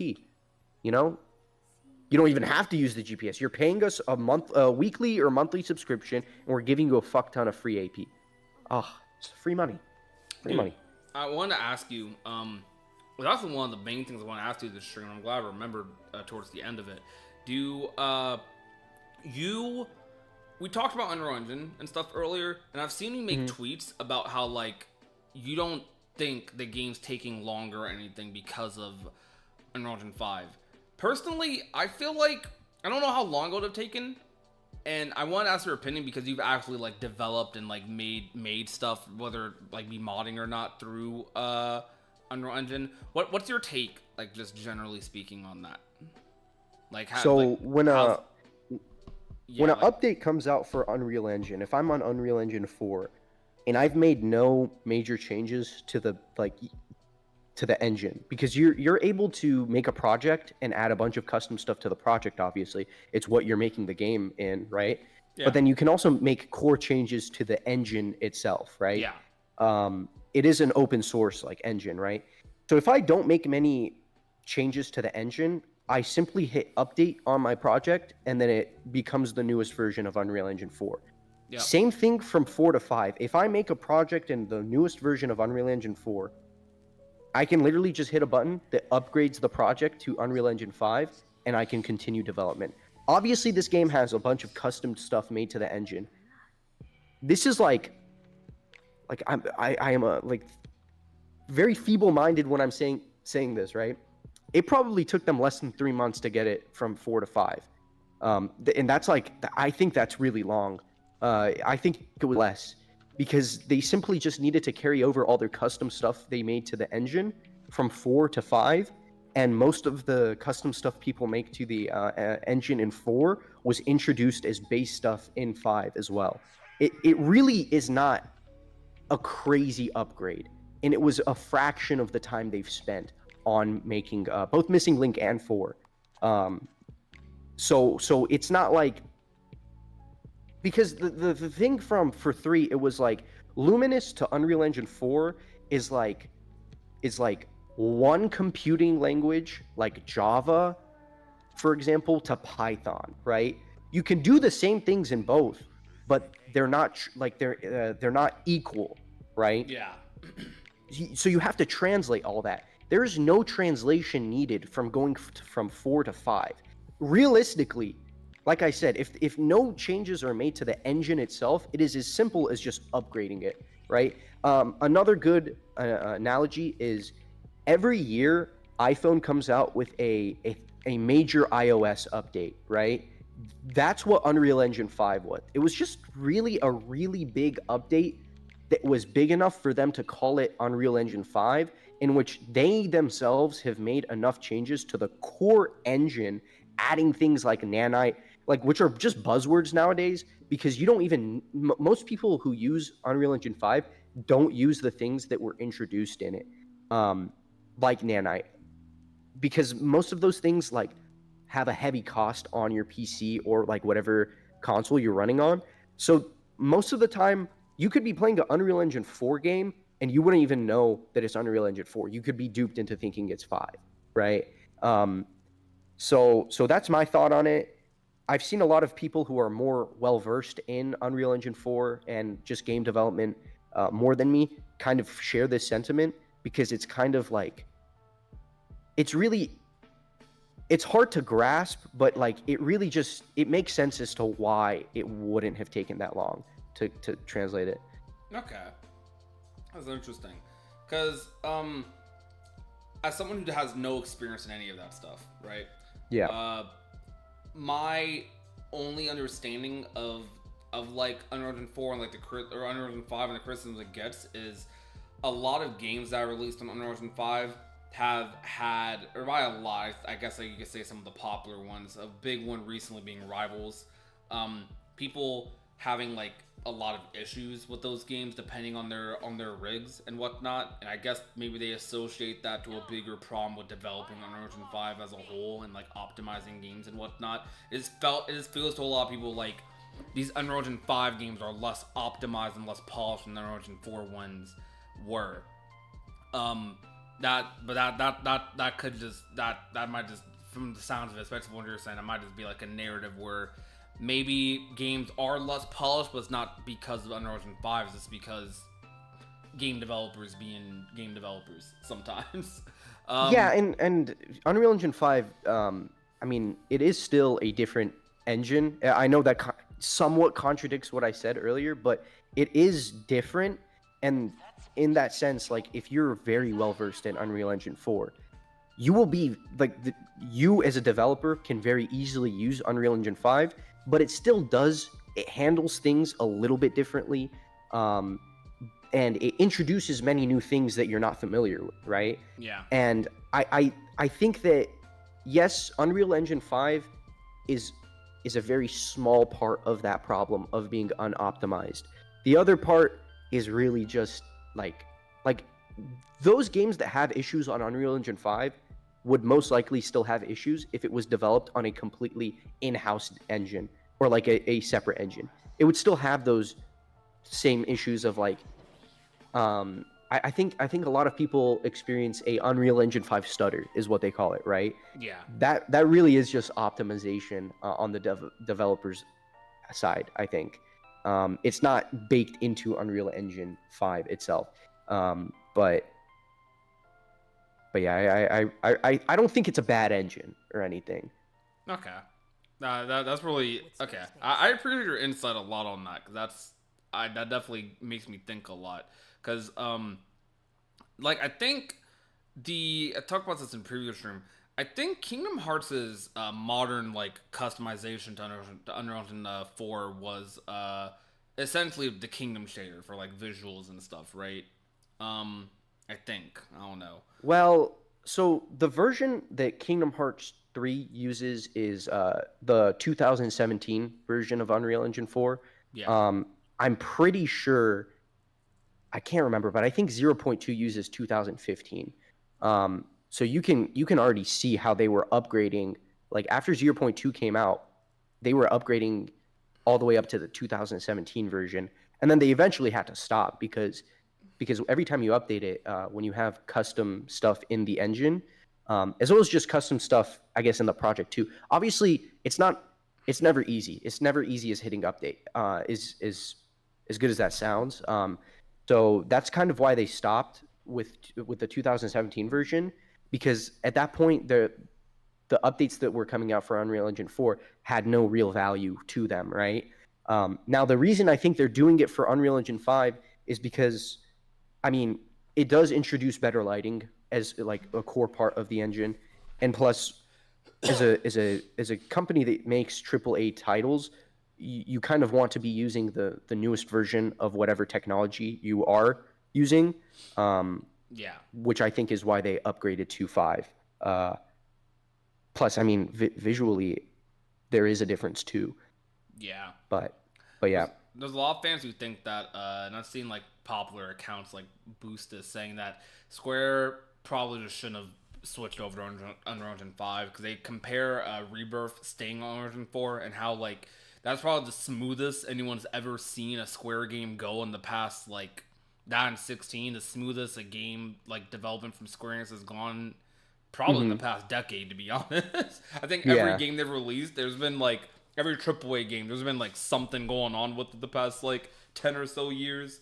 With Rebirth, super smooth. Then you look at Rebirth, the sequel to Remake, which came out after KH3, and then you look at KH4, which still wasn't out yet, and FF7 has 2 games out, maybe possibly 3, maybe people theorize about that, and like they correlate the engines. They're like maybe they shouldn't have switched. I think like graphically, the hardest thing, if I had to imagine as someone with no development experience, the hardest thing from what it seems about developing modern day Kingdom Hearts is probably the visuals. And it's because of their approach with KH3's worlds and how they were trying to change the art style per world, and then doing that with every form change, doing that with all these effects, and like basically trying to do that environment. And if the rumors and what people are theorizing based on like trends and stuff are going to be the worlds in 4, Star Wars, Moana, maybe you have a Inside Out, all these really stylized / live action-esque type movies, 4 world development might be like 3's on crack, low key. Because imagine doing that in Unreal Engine 5 on top of the form changes they're probably going to do, on top of just everything. And then Quadrom itself is also a different art style, and the scale they're likely going for with Quadrom. I have a feeling when we do see 4 that it's going to completely blow us away. Hopefully. Oh no, dude! I'm telling you, we don't know anything about the direction it's going. Like we could think about the craziest thing, like the craziest grounded thing, right? Where it's like not something as crazy as like Homer Simpson and Kingdom Hearts 4, not something like that, but I'm talking about like I don't know. That's exactly what I mean. You get stumped because it's insane that they have the opportunity to go any direction. Star Wars is insane. Like that's the last thing you'd expect in a Kingdom Hearts game, but we're probably most likely going to get that because it's kind of like semi-confirmed, you know what I mean? And pre-Kingdom Hearts 4 trailer, that would have sounded stupid as shit. I can't lie. Like Star Wars and Kingdom Hearts, like it doesn't make sense, but you can kind of see what's happening. It's getting introduced with the foot in the trailer, man. Like I don't even know how people notice that. I can't lie. Obsessed Star Wars fans. Also, the planet looks exactly like Endor. Yeah. So that's probably like the big kicker there. There was one thing I was gonna say about the engine stuff. So Missing Link used Unreal Engine 5. Yep. And I mean, visually that game, I mean, did that game look like a PlayStation 6 game? No. Did it look like a horrible game? No. It looked like a mobile. that's kind of the range that Unreal Engine 4 and 5 kind of have. It really just depends on the developers and how much time they put into stylizing that game. Sometimes when I see a Unity game, I can immediately clock it as a Unity game because that like the base setup they have in Unreal Engine and Unity, if you don't really branch off from it, you kind of get the samey looking type of games, right? Which is why I feel like most Unity games kind of can get clocked as Unity games, and why Unreal Engine 5 games are like there's this stigma around it where it's like this is just Unreal Engine 5 slot. All the games look the same, right? Yeah. And I get it, but that's really just because of the artistic style and direction that these developers choose to go. I If don't you're lie, trying to make a realistic looking game and everyone's using the same engine, of course it's going to look the same. So you have to really go into a unique direction to make it look different. that's kind of how I felt about the OG KH4 trailer. I'm going to assume they didn't stylize it too much or put too much effort into it for the reveal trailer, because I felt like that was one of my main criticisms. I said earlier how I wasn't feeling the KH4 reveal trailer, and it's because it didn't really look like Kingdom Hearts to me. Like, it just felt, I don't know, it felt like indistinguishable. Not literally, but it felt like visually indistinguishable from like other Japanese games, I guess you could say. And I'm like, okay, that was disheartening to see a little bit, and that's part of my hope for our next trailer. And that's why I did love the screenshots that we got. Same. I think it looked a lot better. And with Final Fantasy VII Remake and Rebirth, I don't think they're going to use 5 for the third game either. And I think that's partially because the sheer scale of the game and the stuff they must have done to Unreal Engine 4 and the project itself, I think it's just too much of a daunting task. Like that would take a while just because of the sheer size of the game. For like changing it from 4 to 5. And that's honestly because like, so here's the thing with Unreal Engine 4, right? Most companies have like an in-house engine, right? And they make that from the ground up, and then they start using it for all their games, which is why their games kind of all look somewhat similar because they're using the basis of an engine they made themselves, right? Yep. Now, Unreal Engine 4 or Unreal Engine in general, since it's open source, you can make your own engine using Unreal Engine as the base, right? And I think that's kind of what they did with Final Fantasy VII. So because of that, since they basically have a complete custom engine, it's like, yes, that in this specific case, going from 4 to 5 would take a while. It's as if you are going from one engine to another because of all these inner systems they have created within the engine itself. I also think it's also like they don't really need it because of like you know when they're visualizing what they want to make for the game and they're like, does Unreal Engine 5 have something that 4 doesn't? Okay, no, it really doesn't. So why would we switch, right? Yeah. But yeah, that's kind of my final thoughts of the engines and everything. Okay. That was really insightful, like genuinely. Okay. I think we're probably going to end it off here. Yeah. I've been streaming about 3 hours. It was a really fun stream with you, Critic. Absolutely. I would totally love to do more in the future if you would want to. Thank you, Critics Chat, for having me. And for those of you in my chat, make sure you guys subscribe to Critic. They stream every Thursday. And they also are very active on Twitter and other platforms. And hopefully we see some more mods coming from them soon. But this has been fun. Oh yeah, absolutely, man. Thank you for setting this up and everything. Yeah, no problem, man. With that, chat, thank you guys so much for watching.